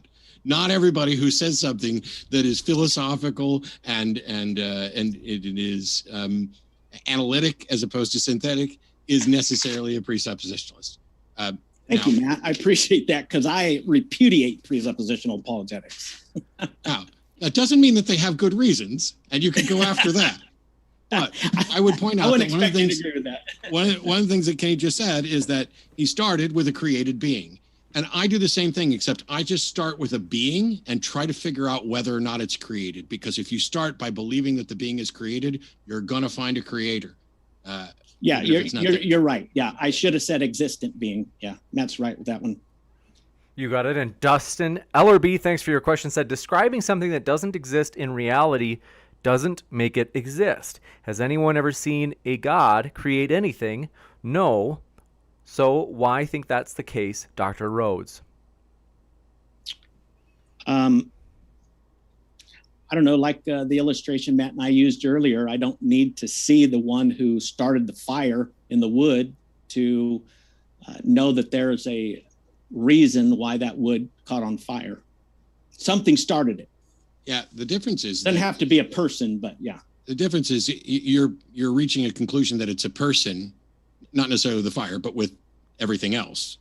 And that's the point, is that maybe that fire was started by a person, maybe it was started by a bolt of lightning, and maybe it's started by something else that we don't know or understand. And so when I look at the universe and say, what is the explanation for everything? My beginning point is, I don't know. And when we look around, we gradually learn more and more, and we build up good explanations for the things we know. It's not like, you may have objections to whether or not we categorize things by clades, but it's not like we're wrong about whether or not there's a cell with a nucleus. And it's not like we're wrong about whether or not, this is the way biology by and large works. Whereas once upon a time, we didn't have a germ theory of disease. We had spirits, and this was people's explanation for things. What happens is, as we find good reasons for believing stuff, the gods vanish. The gods' ability to interact with us and the evidence for the gods is directly, is inversely proportional with our ability to investigate and discover the truth about reality. Miracles decline just as videotape starts climbing up, above and beyond. It's just, but that's me preaching, not just answering the question. We'll jump what I would just simply add is that I can know, though, rationally and necessarily, that whatever started that fire had heat, either virtually, imminently, or formally. I can know that for certain. One more time. I can know that whatever started that fire, that agency had the ability to start that fire either virtually, imminently, or formally. That just simply means I don't have to. My only problem was that you put the word agency in there, which. Well, I didn't use agency as capital A, so to speak, but I would consider natural law some sort of, unintelligible agency, something that is causing something else in a certain sense. We'll jump into the next one. Thank you very much for your question. Coming in from Distrophysicist, says, there's a rock and a tree stump in my garden. I thought about using them as furniture for tomorrow's lunch. Do they already have an essence of furniture? If yes, who and at what point connected that essence and being for Dr. Rhodes? Well, once he would put it in the form of some sort of furniture, then he would be creating the essence of a chair or whatever it is. He's bringing form to the matter. You got it. And this one coming in from EndoXD says, Kenny, the designed car consisting of parts is a false analogy fallacy. The car has parts. It's designed. The universe has parts. Thus, it's designed. I think they're attempting to paraphrase you. They say, what about a particle with no parts? Is it designed? A particle with no parts, we see a lot of particles coming together to produce what we see in reality. That would be a simple thing, but it still exists within space and time, and that would be the composition at that point, not necessarily a simple essence in that sense. Technically speaking, now you're saying the composition isn't just a thing with a bunch of parts, but a part put into space and time is a composition? No, I'm saying the composition is time and space. You can't have a particle without space and time. So I swear, a particle, that's literally what I just asked. Yeah, well, maybe I didn't hear exactly what you said there. Yeah, let's go on unless Matt wants to say something else. I'm good. You got it. This one coming in from Caleb Alamond. Thank you. Said, if, quote, you can't give what you don't have, unquote, does this mean God has black wholeness, or the essence of it, black holes, and law of gravity-ness?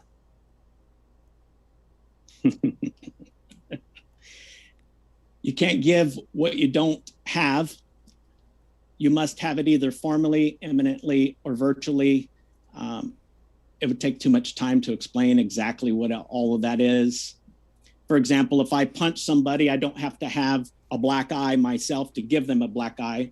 So that means that I have that, in a sense, imminently or formally, or I forgot the other one I said, but it's just the ability to bring about a certain effect in that sense. You got it. And thank you very much. If you can't give what you don't have, does that include hope and inspiration? I'm talking about causality at that point. Just food for thought. Gotcha. And this one coming in from Anubis. Let me know if I'm pronouncing this right. They say, Anubis patron says, Kenny, it was unclear to me why the Hebrew God is the true God. Why are you so certain when there are plenty of monotheistic religions and even some that predate Judaism, such as Zoroastrians? That would take a long time, but it's just based on monotheism. Then we get into the realm of theology. We would need to ask the question, did this God reveal himself? There a lot would go into it, but I have tried the best that I can to be rational in the steps that I've made so that I have good reasons. Just like Matt, I totally agree with him. I want to believe as many true things as I can, and I want to have good reasons for believing that. So there is a reason why I would start where I do. I'd actually start with the self-evident nature of my own existence, trace that back to God, and then ask questions and see if God has revealed himself. Gotcha. And thank you very much for this. How do you tell, by the way? Like if you ask questions to see if God revealed himself, I swear, I promise you, Kenny, I swear, this isn't some trick or anything else. I've been asking the same question for ages, even back when I was a believer. People say, oh, I asked God to reveal himself. How do you know when that's happened? I think for just looking at outside evidence, I would just see where there would be evidence for this God to break into space and time.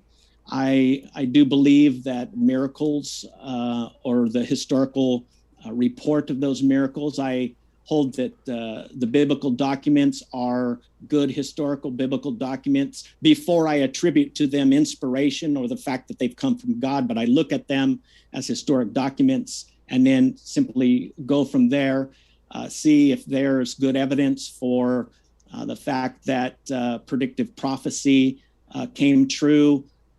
I would ask questions of origin, meaning, morality, destiny, seeing if this revelation had explanatory scope and power. There would be those types of questions. We'll jump to the next one. Susie, did you have something you wanted to add, Matt? I didn't want to. No, I'm good. Thanks. You got it. Susie says, this is for Matt. Not a question, but please take a bow. Thought you had a really logical presentation. Got a fan out there, Matt? Well, thanks. But so one more quick thing I can do. Thank you. I'll take a bow just for the person who enjoyed it. But I don't look at debates as win-lose things. I don't look at them as WWE events. Granted, they are theater, so maybe taking a bow isn't outlandish in theater. I appreciate the support, but really, all I want is I want to learn something. I want all of us to learn something. And so, if anybody learned anything cool, I did my job. And if you didn't, well, all right, that's your fault because Kenny and I tried.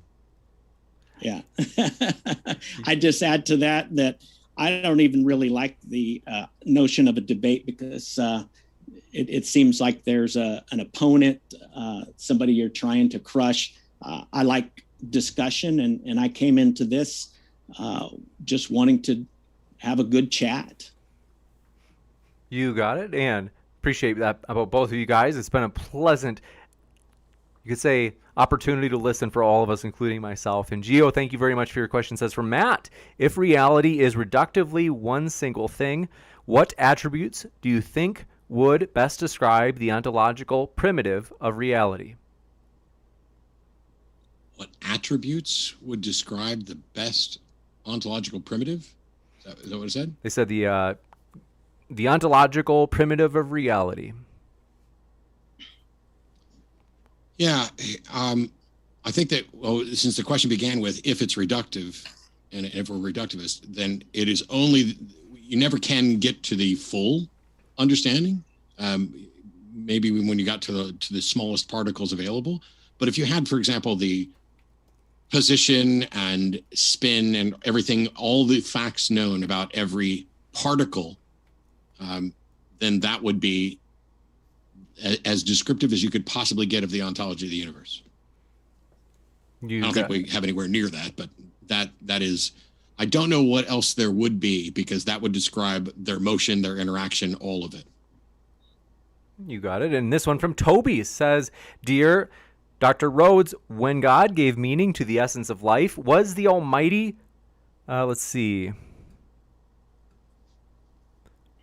I don't understand the rest of it, so that one I might have to come back to. Sorry about that, Toby, but we might be able to get that later. Daniel Baker says, Matt, can skepticism hold us back? If we dismiss something, if there is no proof, won't that stop us seeking new ways and technologies to find proof?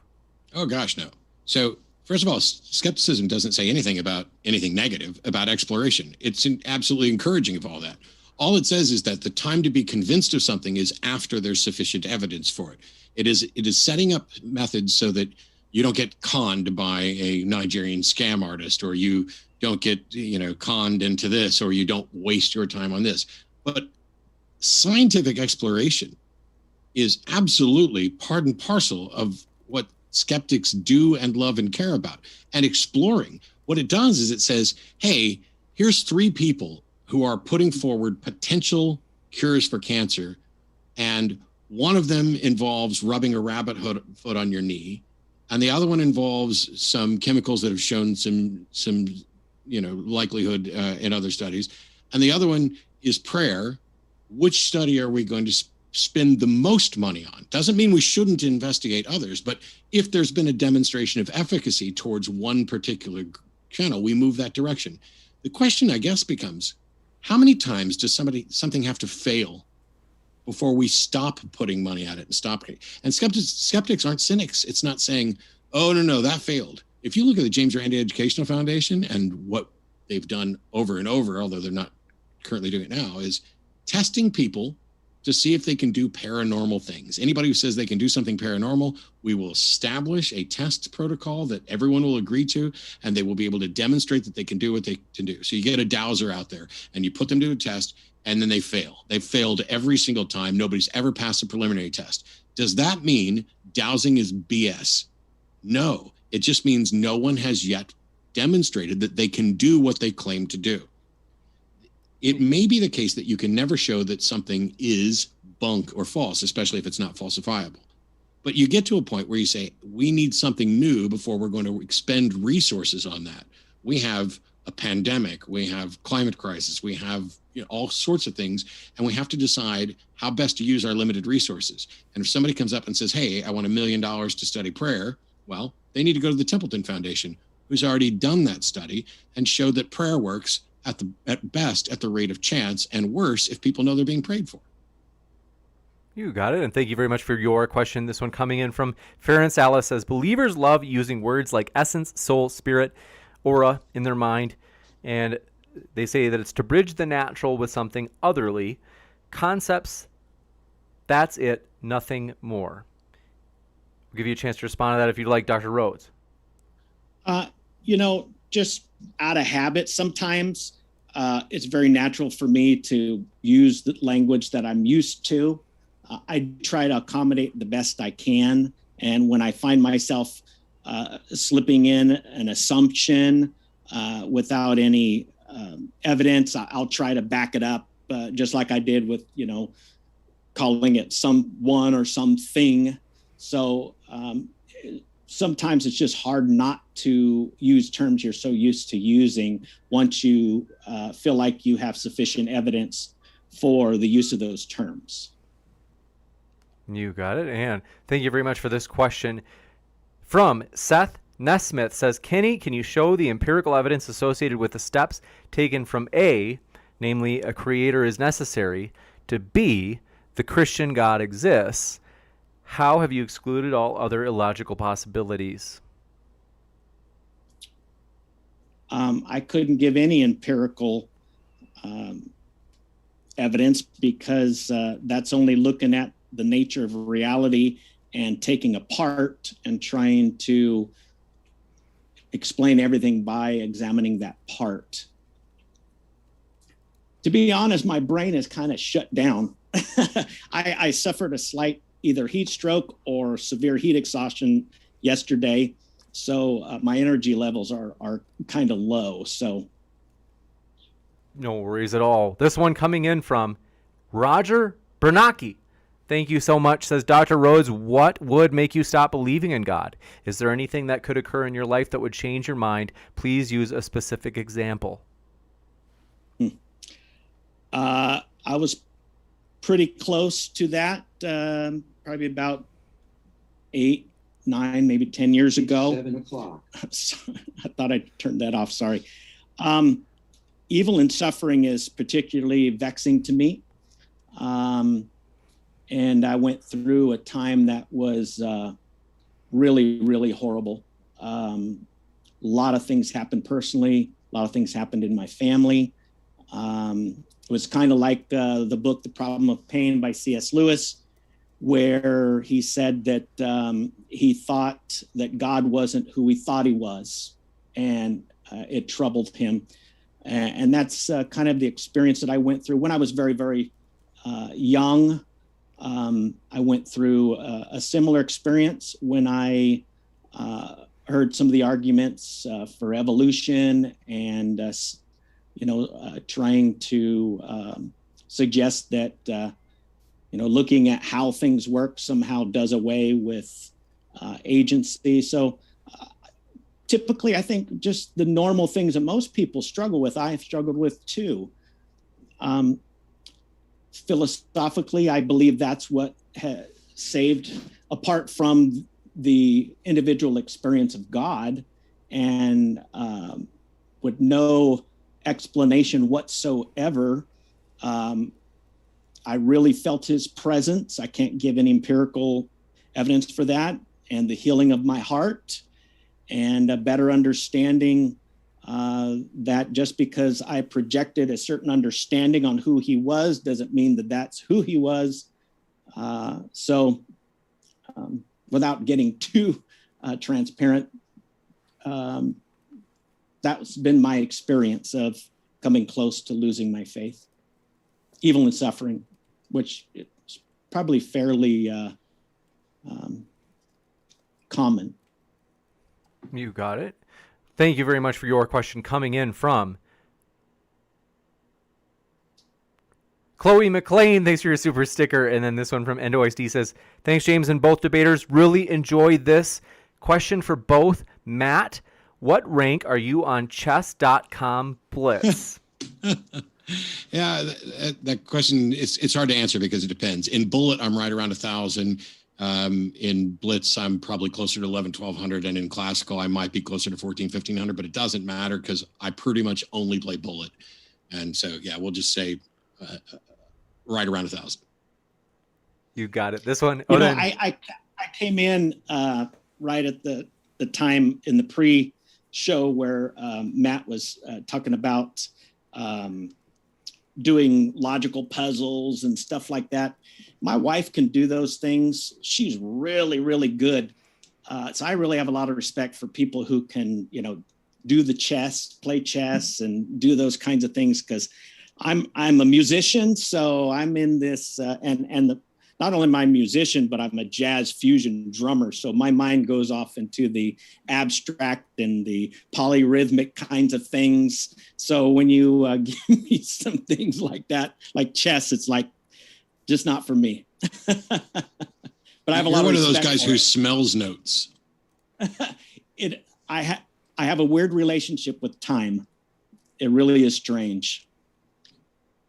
You got it. They have a question for you as well, Dr. Rhodes. They say, I want to know why you think the essence of human beings must come from a God. You got the easy one.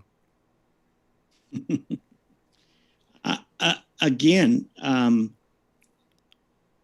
there must be an actus essendi. There must be an act of being or an act of existence that is composed with what a thing is, its form, its essence, its nature, in order to bring it into existence. Same thing happens with human beings. George Lucas came up with that concept, and we can speak of essence and form as a concept before any kind of an instantiation.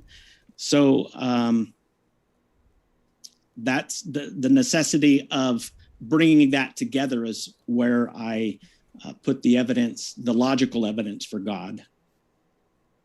You got it. And thank you very much for this question. It's coming in from James Belluart. Says to Matt, who or what created the laws of nature? Well, I don't see any reason to think it's a who, but I also don't necessarily know that these are things that are created. They are, as far as I can tell, descriptive, and that they are, for identity, non-contradiction, excluded middle, as far as we can tell, they are true even if nothing exists. They are true in the absence of anything. And so all they are descriptions of truths. And it seems to me to be a mistake to say, why is something true, as if somebody had to make it true, rather than, it'd be the same as saying kind of like what created God. If God is viewed as this thing that did not have a creator, that always existed, and in fact, as Dr. Rhodes would point out, is a necessary being, then I don't see why there's any problem at all thinking that these laws are necessary. The problem is we have to assume they're true to try to prove them false. And so you can never get out of that loop. So we have to presuppose the foundations of logic. And that's a problem. But as far as I can tell, there's no solution to it. And this is the problem that the presuppositionalists go with, because they want to assert that they have found a solution to it. So asking who or what created the laws of logic is like saying, why is Bachelor? You got it. And this one, thank you very much for your question. Coming in from Distrophysicist again, says the rock and the stump that they were referring to wanting to use as a kind of table for lunch tomorrow, said the rock and the stump already have the shape I could use as a chair and a table. Is a further action needed to turn them into furniture, Dr. Rhodes? Great. Oh, I think they were asking, is a further action needed to turn them into furniture in addition to... Does their essence already include a piece of furniture, a rock and a tree? Well, you can certainly use it as that if you want. I'm not saying that if you sit on something, it becomes a chair. That's not the argument there. Oh, but if I say take a seat and motion over to a rock, evidently the rock does it have the essence of a seat, or are you inferring that the rock can be a seat because you've seen other rocks used in that way, and that it's not a function of the rock so much as it's a function of us saying, hey, we're going to sit down? I would say that there's a certain aspect that it could accidentally be used as a seat, but that's not going to change what it is.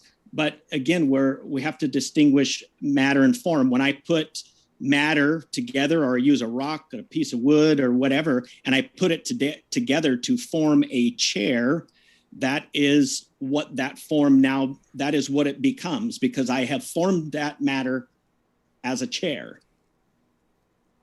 You got it. Just because you intend it to be a chair, what if I use it for firewood? Have I changed its essence? No, but you have misused it. You have misdirected what its intended purpose is. Because you're the one that determines what's its intended purpose is. I think it's common sense. If you take a chair from your kitchen. What is a chair? What does a chair even look like? I mean, you can make a chair look like anything. You're assuming that there's a chair. I've seen hundreds and thousands of chairs. They all look different. You can make an abstract art thing and have somebody go, what is that? And they say, oh, that's a chair. Oh, well, now it makes sense it's a chair, but it wasn't intuitively obvious a chair. It didn't have anything about it that was chair essence. Again, that's not my argument. Okay. This one coming in from Hank says, Dr. Rhodes, how do we get from God's goodness to him feigning death for 36 hours to forgive us for sins that he made us inherit?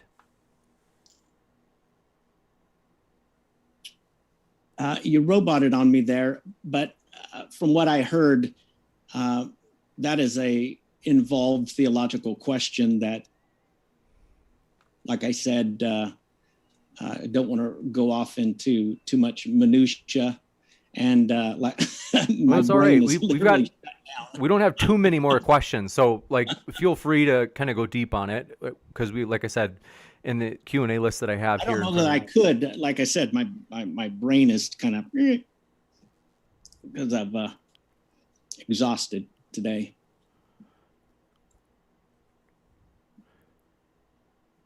Let's see. This one coming in from James Labrato says, hey guys, just throwing out a reading suggestion for really strong logical argumentation for a creator. Andrew Locke's God and the Ultimate, Andrew Locke's God and Ultimate Origins, a novel cosmological argument. Matt in particular, they said they recommend it too.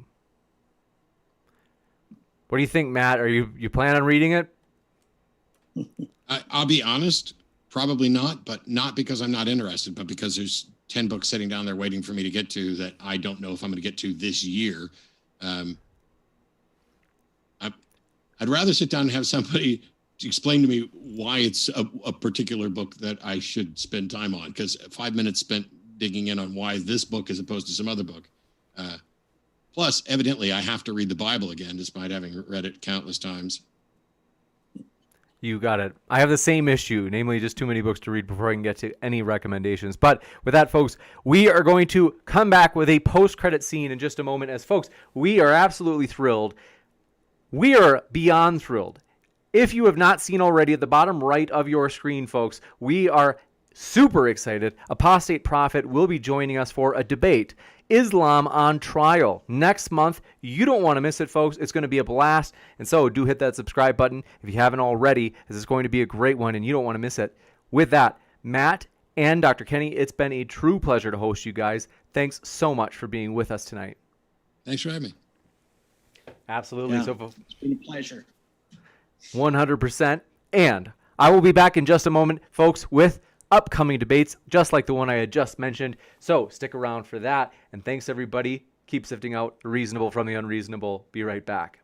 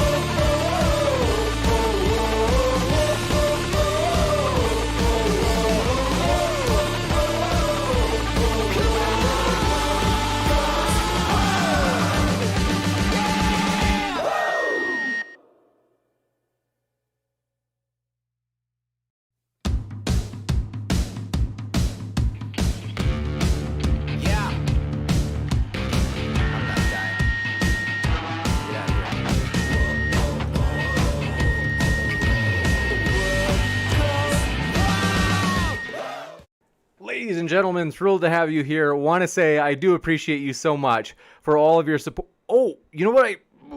Normally I would have read this during the stream, so I hope you can forgive me, folks.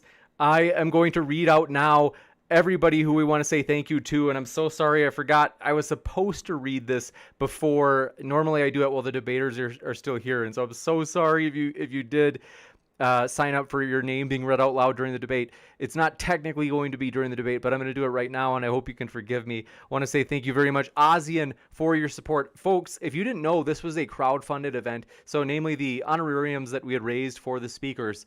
We are 100% thankful for all of your support of this project as well as Modern Day Debate, folks. Want to say thank you so much for your support as we are striving to fulfill the vision of providing a neutral platform for everybody to make their case on a level playing field. And we hope you feel welcome no matter what walk of life you are from, folks. And so I want to read those names out, though, and say thank you very much. Ozian, as well as Brian Carnes, as well as Chris Gammon and Brian Stevens, Michael E. Cruz, Paul Robinson, Brooke Chavis, Rado, let me know how I pronounce it, Joshua Ellick, thanks very much, as well as Dale Pastel and Sideshow Nav, Josh Wayner, Andrew Kroll, Eric Tweet, Farron Salas, saw you in the chat as well, and then Sunday Warship, Bob Sadler, Invisible Ninja, Pete Baroob, Barry Berry, Byron Hager, Chris Gammon, as well as Nikolai Bibick, and Timothy Foster. Thanks so much for your support as well. And don't worry, there are more, folks. I just want to say thank you so much for everybody who had contributed to this crowdfund, including Michael Bertau, Timo, Michael E. Cruz, Jack Hunziker, Bert Mays. Oh, gosh, have I not put this in the right order? Bear with me, folks. Let's see. That's right. We've got that. And then 2 seconds. It's my first day. You'd think that. Second page is loading, and other people that I want to say thank you to. Javin E. Mitchell, thank you very much, as well as Diane Smith and Bubblegum Gun and Amanda Foster. Those Annoying Vegans, Brian and Anna, thank you so much, as well as Hollis Frazier, Paul, Stephen C. Hosfield, Androcophobia, as well as Paul Robinson, Alex Dubois, and Nate Jones. Thank you so much for all of your support. Oh, and John Ferrandino, thanks so much. And Yves Simard, thank you as well. And Wilmar Castro, Andrew G. Steffen, Michael R. Berto, and Kazam, Kedgeworth, Converse Contender, John Maddox, Invisible Ninja, Mark Reed, Timo. Thank you so much, all of you, for your huge support as we are thrilled about the future, folks. And so thank you for that last minute super chat that just came in from William Kurt. Thank you so much. Oh, and that's right. We do have more super chats to read. And so I do want to mention that. So namely, William Kurt, let's see, said Christian can bring up all the historical evidence he wants and it will just be denied because it's not scientific evidence. This is foremost a philosophical debate about science, not history. Well, I'm so sorry that the speakers are gone to basically they didn't get to maybe hear that because it came in kind of late, but do appreciate your support of the channel. And so, but thanks so much, everybody, for being with us, as well as I see you there in the old chat, Hannah Anderson, Riley S. Good to see you. Moderators, great job. We do appreciate all of your hard work. And then General Balzac, thanks for letting me know that it's okay to read the names after. I appreciate it because I was like, oh gosh, I forgot.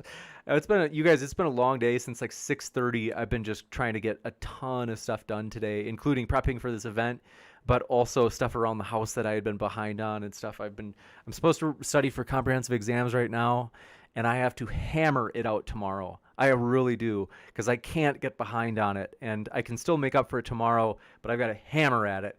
And so, but anyway, thank you very much. EndoXD said this was exciting. Thanks, James. Thank you, Endo. Appreciate that. And Haxed, you're right. I'm so sorry because I remember you did give.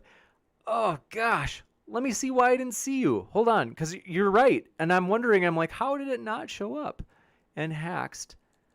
That's weird. So you're not on the second page, but the second page, I think, let me check on this. Well, maybe, in Hacks, did you sign up for I thought you signed up for the coffee mug, right?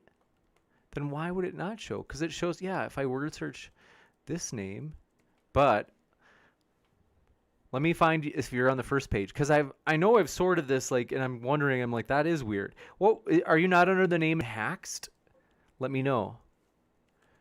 But yeah, it's weird that it's not showing for me. But I do remember you made a contribution, and it was a sizable one. And so I do want to say in Haxed, thank you, seriously, for your support, along with Anthony, and I think I had missed. So want to say thank you so much. Seriously, we appreciate it. Whew. Thanks for your patience, folks. William Kurt, thanks very much for your second super chat. Said we have to have the philosophy debate first before we get to historical reasoning. If the atheist is a materialist, then all evidence will be ignored. Well, that's juicy. Like I said, I don't know. You might be earlier in the debate. Maybe you hadn't realized that you're behind, as the speakers are not here. But Matterform said, I still think you stream your dissertation when you get to there. Thank you for that, Matterform. That's a funny idea. And it is actually kind of a juicy idea. Oh, you're right. And Haxed, gosh, we did it via PayPal, which means there's probably somebody. Oh my gosh. There might be somebody else. I'm so sorry, in Haxed. But in Hacks, I'm adding you to the list right now, Sheets, because I know that I told you that I'd add you to the list, but I am going to add you to the list right now to be sure that I send you that mug, as I totally appreciate your support, seriously. And so that's embarrassing on my part for not being more organized. So let me just add right now, because I'm not risking forgetting. And via PayPal. Okay, so I will look you up via PayPal. And so, do appreciate all of your support, though, folks. You guys, not this Saturday, it's like a habit now. This debate, Islam on Trial, is going to be a juicy one. We were really excited about it. And so, want to say hi. Matterform, thank you so much for making the intro video. Matterform is linked in the description. Want to encourage you folks, if you haven't checked out Matterform's channel, what are you waiting for? You'd be crazy not to. And then, Pete Baroob, my pleasure. Thank you, and thank you for your kind words, Riley S. Love you as well. And Fox Populi says, great job tonight, James. Thanks for the awesome debate. I appreciate that so much. Seriously, you have no idea. It means more than you know. And so, I just unplugged. The computer. So if all of a sudden the stream kills, it means I said goodbye, because I only have one right now. I only have one power cord here because I forgot one at the house. That's embarrassing. But yeah, I can tell it's lagging. It'll speed up. Bear with me. I can tell the Twitch chat is slow though. But I want to say in the old Twitch chat, good to see you, Brooke Sparrow, as well as Endenlip. Thanks for dropping by, as well as Ozian. Good to see you, Mana Mystery 33, and Sienna 2002. Alley Cat, glad to have you here. Alley Cat 1969, as well as Kane Malice. Thanks for dropping in. Pumped you were with us and catching up on the Twitch chat.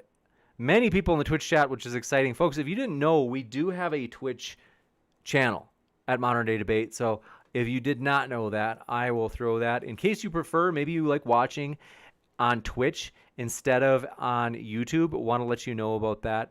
And so I am pinning that to the top of the chat in case you have a preference for Twitch.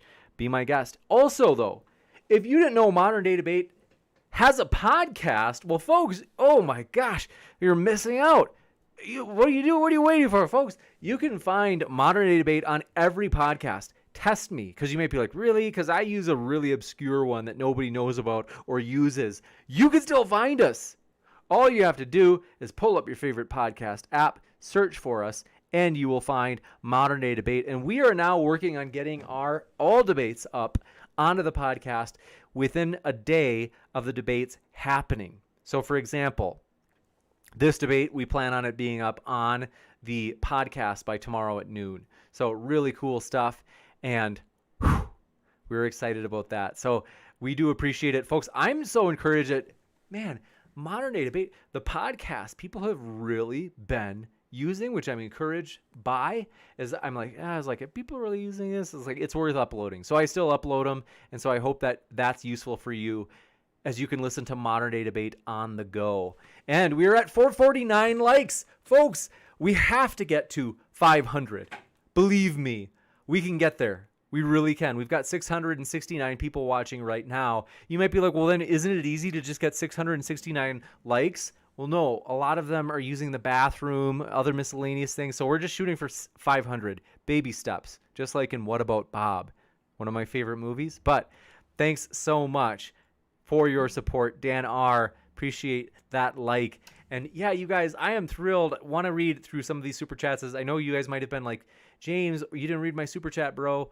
As we tonight, sometimes just to kind of keep super chats lower, or I should say questions lower during the Q&A, we don't want to have too many to where the debaters are here answering for questions for like 3 hours or something. So we have asked, in certain debates, we'll ask like, hey, throw in a 10 and we'll read it on air. Otherwise, we'll read it in the post-credit scene. Bronze Eagle Productions, I'm going to start doing that right now. Thanks for your thumbs up. Appreciate your support via super chat. And Richard Jacobs, thank you.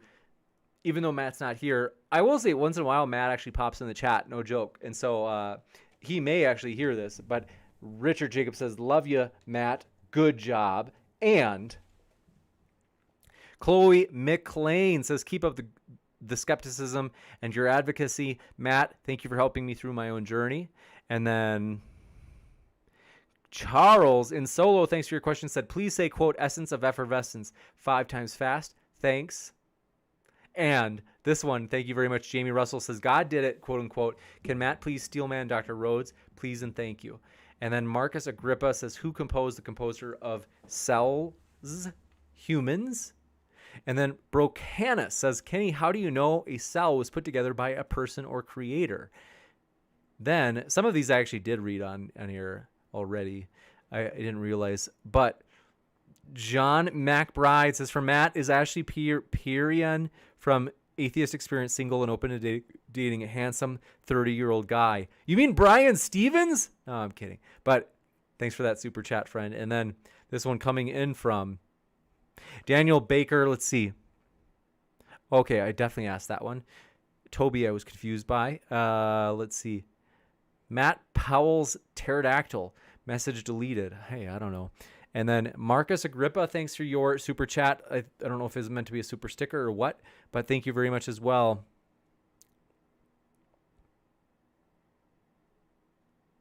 This one coming in from Bubblegum Gun says, Matt Dillahunty versus Nephilim Free. Please, Matt.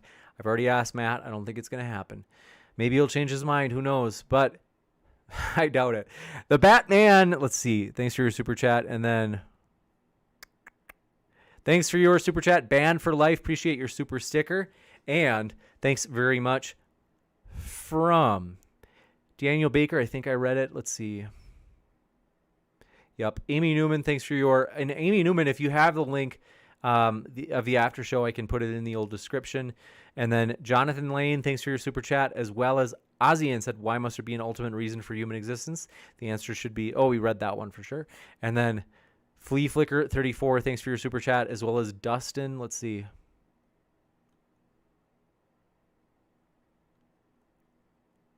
And then NoXD says, thanks for hosting these fun debates, James. I always have a good time. See you tomorrow. Oh, that's right. That was from last night. And then we had 2 from today's stream from Nathan Thompson, which Nathan Thompson, it wasn't live. I restreamed, or I premiered the debate with Tom Jump and Nathan Thompson this morning. And I think some people didn't realize I put in the title, not live, but sometimes people they don't see it. So let me know if you were one of those people, if you didn't get a super chat read, and we can pay it forward, so to speak. So I'll read your question. You can just put it in as a normal chat in a future debate, and I can then read it as a super chat, as we really do appreciate you guys supporting the channel that way. And then Floyd Visser, good to see you. And then KK and JJ Evans, parentheses KK, thanks for coming by. We're glad you're here. As well as Human Girl, glad you came by. And Christopher, thanks for dropping in. As well as Samuel Littleholm. And I love seeing all the regulars, all the usual suspects in here. I do appreciate it. Ozzy, and thanks for your super chat, says, I proved Kal-El is God using the Kalam on YouTube. LOL. I have not seen that yet. That sounds juicy, but let's see.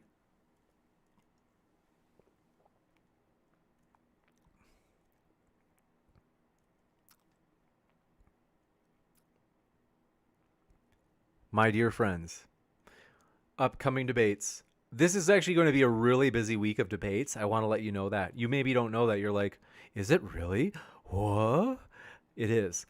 And I'm working on, there's one of them where we've got a European guest, Perspective Philosophy is hoping to come on. And I was like, oh, bro, I got to like find a way that I can host it because it's hard for me to host during the day, but it might be Converse Contender might do it.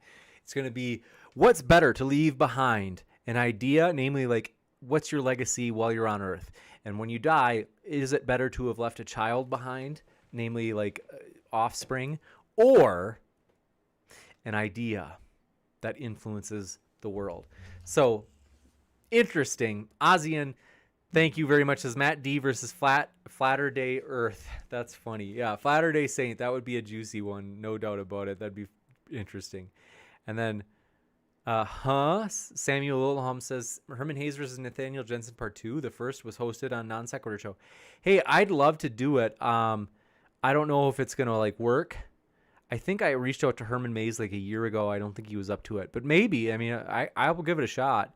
And then Ryan Secord says Modern Day Debate. How does one go about getting a live debate on this channel? So basically, if you email me at moderndaydebate@gmail.com, it sends an auto response. It should, where it gives you like the things that we require, and that doesn't guarantee it, to be honest. It just gives you the necessary conditions. It's not sufficient. One would be, for example, like you have to use your camera. We're getting more strict about that. We prefer that for sure that they have debate experience. We don't want it to be a person's first time. That we want to be able to see a debate they've done on another channel, so that they can send a link. Even then, still no guarantee. It depends on their topic. Sometimes I'm not trying to be mean, but there are just some topics where I'm like, man, I love your enthusiasm and I appreciate you sharing the idea. I just don't know if our audience is going to go for it.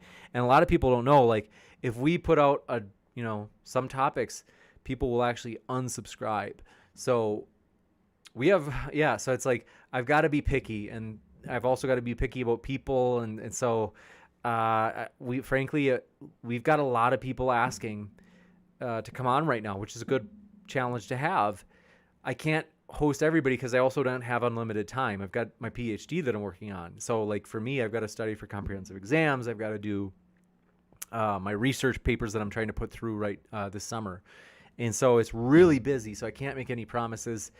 And even with the other mods, they're oftentimes really busy. They've got kids. So, I mean, they're extra busy. So it's a challenge. But it at least lets you know the starting points. Joe Valley, thanks for coming by. So James, when you're going to debate somebody, I have old debates on this channel if you want to check them out. One of them being like against August Berkshire. I don't know if you guys have ever seen that. That's an old debate, but it was an in-person debate, and it was a fun one because I really do love August. He's a good friend. I appreciate him. And the other thing, though, is, let me see how much battery I've got left here. I'm running low. 21 minutes. Okay, I can work with that.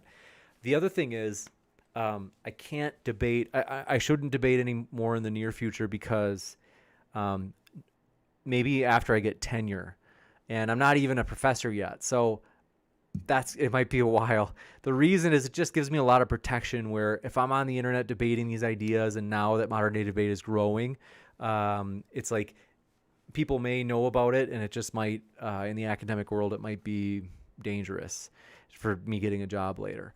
So might be a while. Being a moderator, one of the reasons I started Modern Day Debate is being a moderator gives me some sort of immunity. So even though, no joke, one of the professors in my own department reported my channel to the chair. And that was before we even hosted controversial stuff. That was even before we started politics debates. But she reported it and tried to get me in trouble. And most of the people back then, it was just creation evolution. So they were kind of like, I don't really see this as a big deal. And so you could say that other professors defended me, which I was really thankful for. But the point is, now, especially with controversial debates on here, it's something that it's a little bit more risky, given that the channel is a little bit more of a black sheep of, according to some people, maybe. But let's see. Lewis Giles, thanks so much for your kind words. Says, I'm lucky. All I got to do is go to work. That's good, and I appreciate that. That is a good thing to have. And Carlos E. says, I really like the intro of Modern Day Debates show. Thanks, Carlos, and huge credit to Matterform, who's linked in the description and who made it. I love that intro. Seriously, doesn't it look epic? And Andrew Rouse, thanks so much for your super chat. Said, why do I keep missing these and coming at the end? Ugh. James, how far away are you from finishing your PhD? Can you style yourself PhD, ABD? I'm not ABD yet, so I've got a comprehensive exam, and then that's this. The plan is I planned it for November 19th, so that is this fall. Then I've got an e-comp that I'm supposed to be working, and it's an empirical comprehensive project. It's just basically another study, and once I finish those, I will be in the ABD category. So if I crush the e-comp really quickly, it means I could be ABD by the end of this year, so 6 months from now. But to be all but dissertation, frankly, is probably going to take me a little bit longer than that, because it's a very an empirically rigorous program, and I like that. Don't get me wrong. They put us through the ringer. We do have to work a lot, so that I do and I'm saying it's a good thing though. It's a quality program. It's a really respected program. So Floyd Visser says, you're not a pepper, so you don't have backup power. A backup only goes in reverse. I don't know what that means. Human Girl says, that's unfair. I agree. But to be fair, the chair and everybody else was actually kind of I don't see why it's a problem that James is a moderator.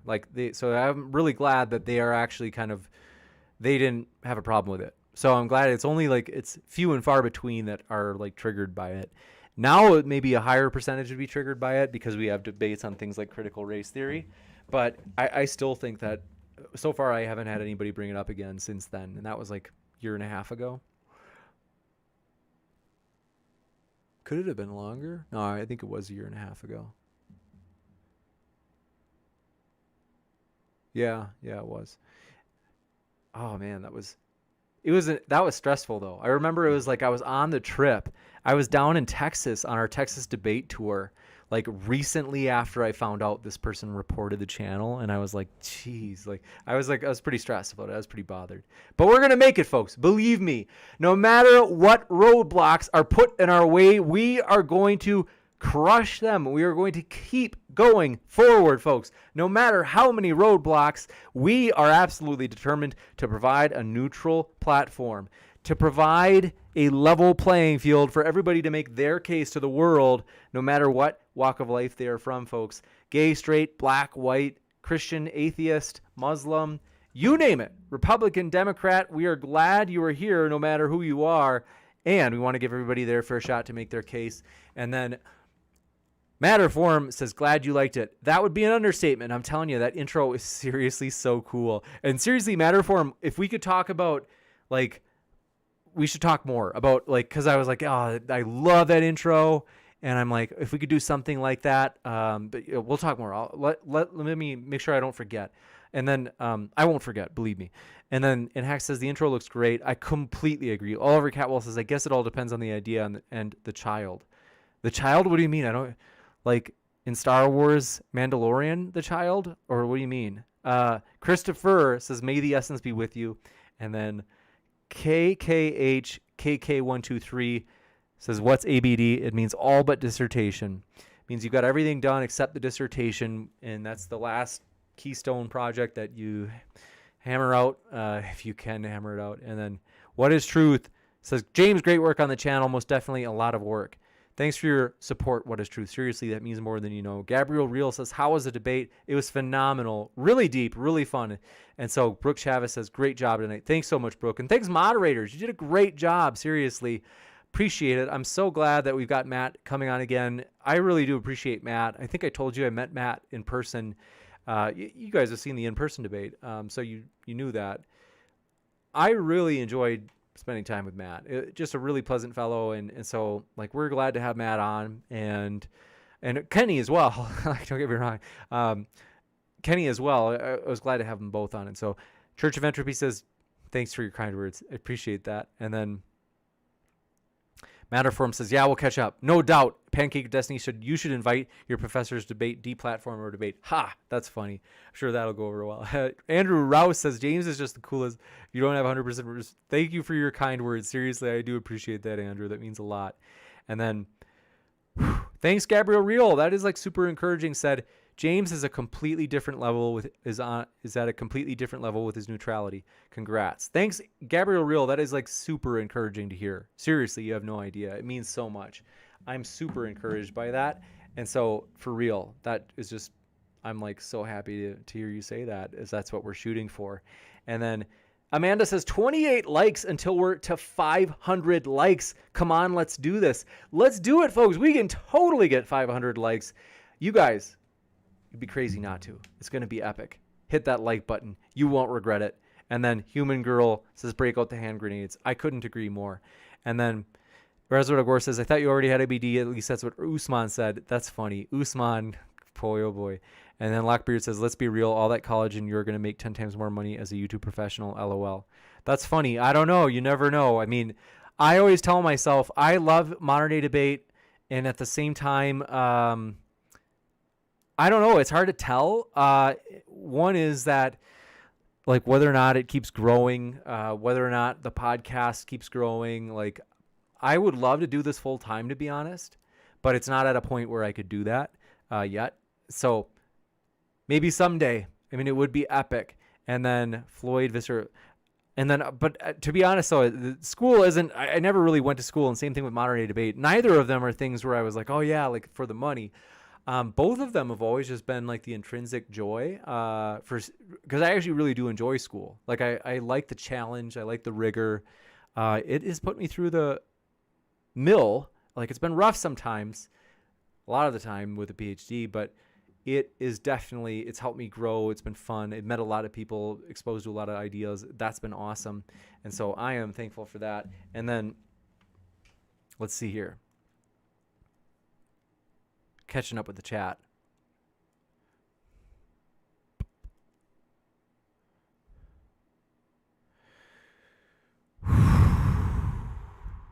EJ, thanks for coming by. Said, which school does the professor who reported you work for? That I cannot. I don't want to out them or dox them in anything. I know you're not asking me to dox them, but I don't want to even come close to doxing them, because I just want to let it go into the past. But Andrew Rouse says, James, thanks for your kind words. And then Matterform, let's see. Human Girl says, I haven't seen it. EJ, we're glad you're here, though, for real. And Louis Preciado, we're glad you're here as well, who said, the intro is amazing. Whoa, baby, believe me. That's funny. That's good. That's a very good impression. And then Ferreron says, is James a high-powered mutant never once considered for mass production, fear and loathing in Las Vegas? That's funny. You're a funny guy. And then someday, like Lord willing, the plan is Dr. James. Who knows? But Reverend Arrow says, can't wait for another in-person debate at the ACA. I'm going to ask Matt if we can do it in August. That is the plan, for real. Because remember, we did a stretch goal back in January, and the stretch goal for that was we were trying to basically raise funds such that we wanted to make a trip down to Atheist Experience Studio and again have it be live. And we do want to still have that happen. So it would not be a crowdfund event because we've already got those stretch fund goals, funds. And so that's something that any additional cost I'll fork out, and I really do want to make that happen. So I got to find out who Matt would be happy to debate, but that'd be cool. And then General Balzac, good to see you, says, don't make a man blush. And then thanks for your kind words, Riley said, we all respect you and want to do right by you and your vision for UMD. That seriously means a lot. I do appreciate that, Riley. And so that's why we try. It seriously means a lot. I really do. And I hope everybody feels welcome. It's so important for me that everybody gets their fair shot. Like, I just don't want atheists or Christians or agnostics, whatever. I don't want anybody to be like, man, I always feel like the debater on that side gets kind of the short end of the stick. I want it such that people so that people are kind of like out there and they're like, hey, I can trust modern day debate will give us a fair shake. I'm a Democrat, I'm a Republican, I'm a Christian, I'm an atheist, whatever it is. I hope that they're like, hey, all right, yeah, like I'll go there. That's really important for me. And I will admit that, like, I have biases, and the trick to being able to try to fight against your biases is to first acknowledge you have them. So I have to say, it's like, I've got confirmation bias. I mean, everybody has confirmation bias. So I've got to be realistic about having that. And that's a form of bias. So it's like, I can't say that I'm like bias free. So the goal though is to fight against the bias enough such that everybody's like, hey, we get a fair shake there. And Reza Wadagor said, you could contact the guy who does Jim Cornette's artwork for his podcast clips. They really capture the essence of each topic. Would be cool for modern day debate too. It would be. We should actually, I should, no joke, ask if they would do one for me. And we'll see how many people at modern day debate recognize, like, hey, is that thumbnail, like, was that the same as from Jim Cornette's show? And then Christopher says, James, has Matt ever changed the way you think? If so, how? It's a great question. Let's see. Without like taking any like position or being biased, I've always enjoyed listening to Matt debate. You could say so, but I don't want to elaborate. I would say I'm like roughly the same. And I actually, a lot of you guys don't know that, or maybe you do know. I think I've mentioned it before. Well, anyway, long story short, I don't want to elaborate too much, but I've always been thankful to have Matt on. And then Farron Salas, let's see. Floyd Visser says, Rich Dad, read Rich Dad, Poor Dad, Be Educated. Interesting. Tell me more, Floyd Visser. I just started reading Rich Dad, Poor Dad. And I would say, this is something I've always wanted to. Thanks for your super chat. Rich Coy says, great program and excellent moderating. Thank you for the great program. Seriously, that means a lot. Thank you, Rich. Seriously, I'm really encouraged by that. That means just more than you know. Seriously, I'm pumped. That puts an extra spring in my step. And Guy, CD1, thanks for coming by. We're glad you're here, as well as H. Jasper E. Thanks for dropping in. And then basically, yeah, I always want to give my opinion on education, because I think education, it's like one of those things I'm in the middle on. I really don't like, I have no idea what Rich Dad, Poor Dad says. But what I don't like is sometimes people are like, oh, education is like just dumb. It's just all useless to go to college. And I'm like, honestly, it's about what it sounds like for some people, what they say. And I'm like, yeah, it's like, it seems a little bit too far. Likewise, I don't actually like it when people are like, oh, everybody should go to college. I'm like, no, not necessarily. That's definitely, I think a lot of people like, nah, like they'd be happier and financially better off. And more importantly, just the quality of their life would be better. Because I think a lot of people think too much, like it's like all my students, when I teach general psych, all the students think that like going to college is about getting a good job after. And I'm like, not just that. I mean, I hope they do get a good job, and statistically it is correlated with that, though there's a lot of interesting debates in terms of whether or not it's the education. But nonetheless, for me, I'm like, it's a lot more than that. But anyway, Jimmy, thanks for coming by. Said AP returning. That right. I'm pumped. I'm stoked to have AP back. It's going to be a lot of fun. And then Human Girl said, I remember the boxing ring bell at the start of your old videos. Ding, ding, ding. That's right. I used to love that. I seriously love that. So that was really fun. And then Megan Satanis, thanks for your kind words, said, awesome debate tonight, James. It was totally worth the wait. I completely agree. I am really thrilled about it. And so we're getting close to 49,000 subs, which is exciting, folks. If you haven't yet, hit that subscribe button, as I anticipate maybe by the end of the month. Well, maybe, I don't know, maybe July 4th, maybe even July 10th. I think we're going to get pretty close. And so I'm pumped about it. I've already got one idea for something that we can announce during, I'm going to do like a 50,000 subscriber thank you stream. And that's the thing. For me, I'm like, if we're going to talk about numbers, like in terms of like modern day debate is at 50,000, I'm like, to me, that message by itself, don't get me wrong, I'm excited about the vision, but I want it to be about you. Like, I want it to be like a thank you stream. And so, as well as maybe some announcements about like cool things that we're trying to do to improve the channel and take it in new directions and try new things. But I am pumped about it. And so I'm thrilled to try to fulfill this vision that we have, folks. And it's something that we can be united in, no matter what walk of life we are from. Brenda, good to see you as well. And Wes Miles, glad you came by, as well as, is it Derag McKinney? Let me know if I pronounced it right. Thanks for coming by. And then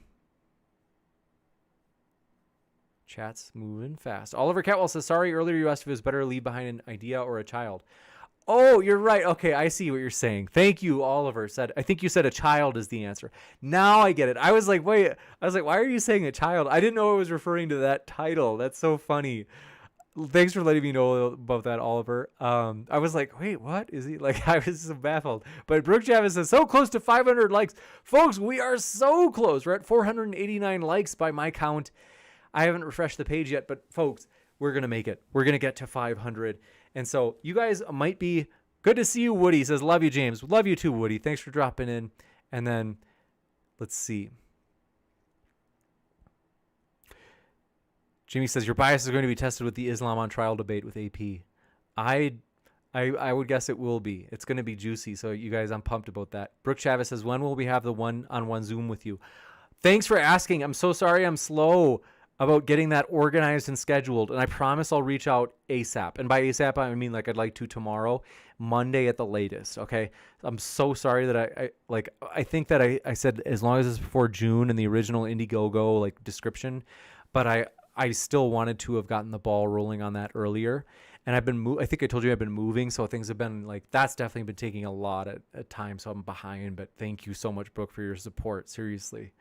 And General Balzac says also awesome update to the intro outro. I agree. Isn't it epic looking? I'm so excited about that. And so Guy CD1 says, hey, I got called out. I usually listen on Spotify at work. That's funny. And I'm glad that, are you talking about Modern Day Debate on Spotify? Because I am so excited, you guys, that the podcast is being used by so many people. Folks, what is your favorite podcast app? Whatever it is, we're on there. And this debate with Matt and Dr. Rhodes will be on the podcast tomorrow. We are absolutely excited for that. And so it's going to be epic, you guys. Then, let's see.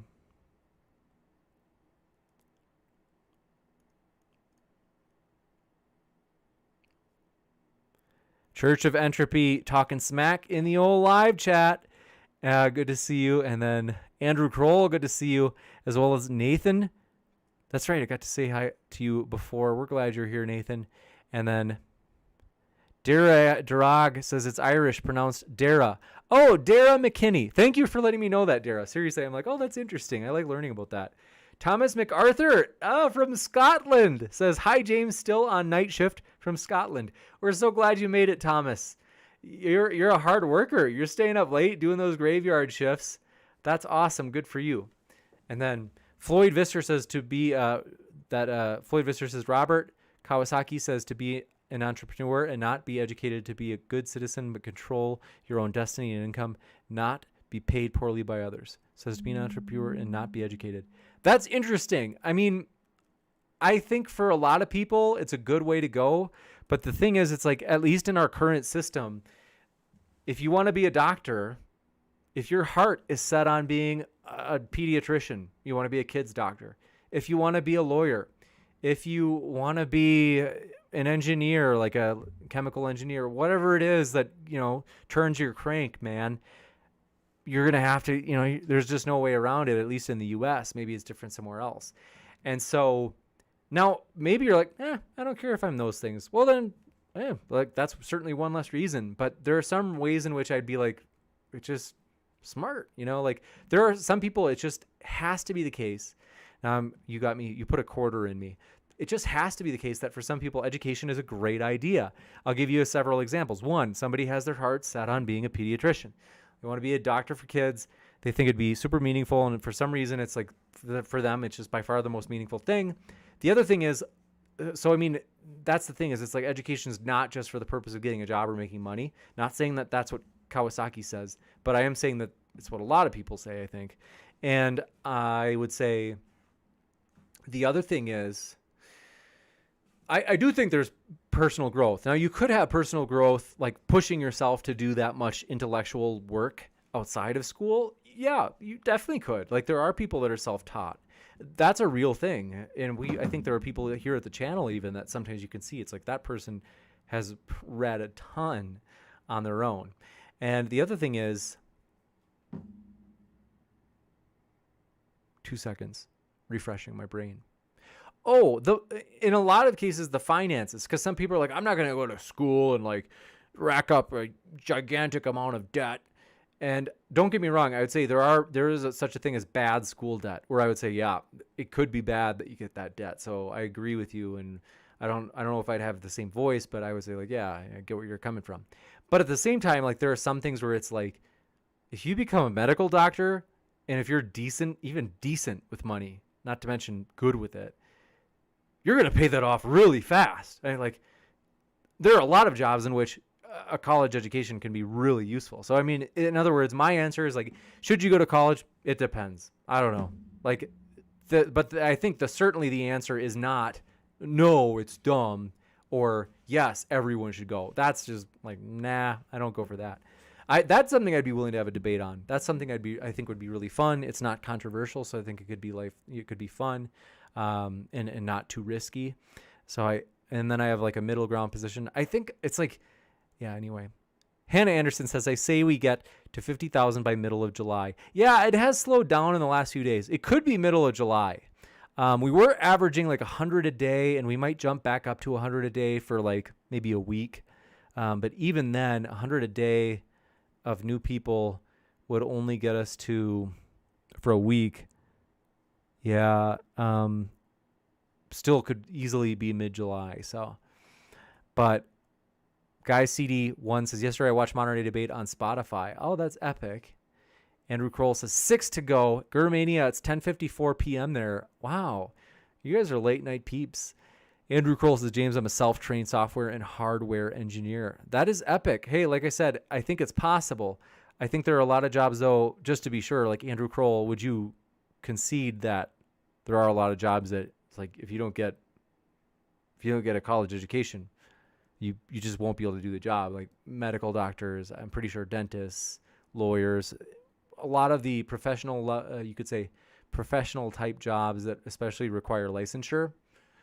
It's hard to see how you could go through and get those jobs without going through the educational process.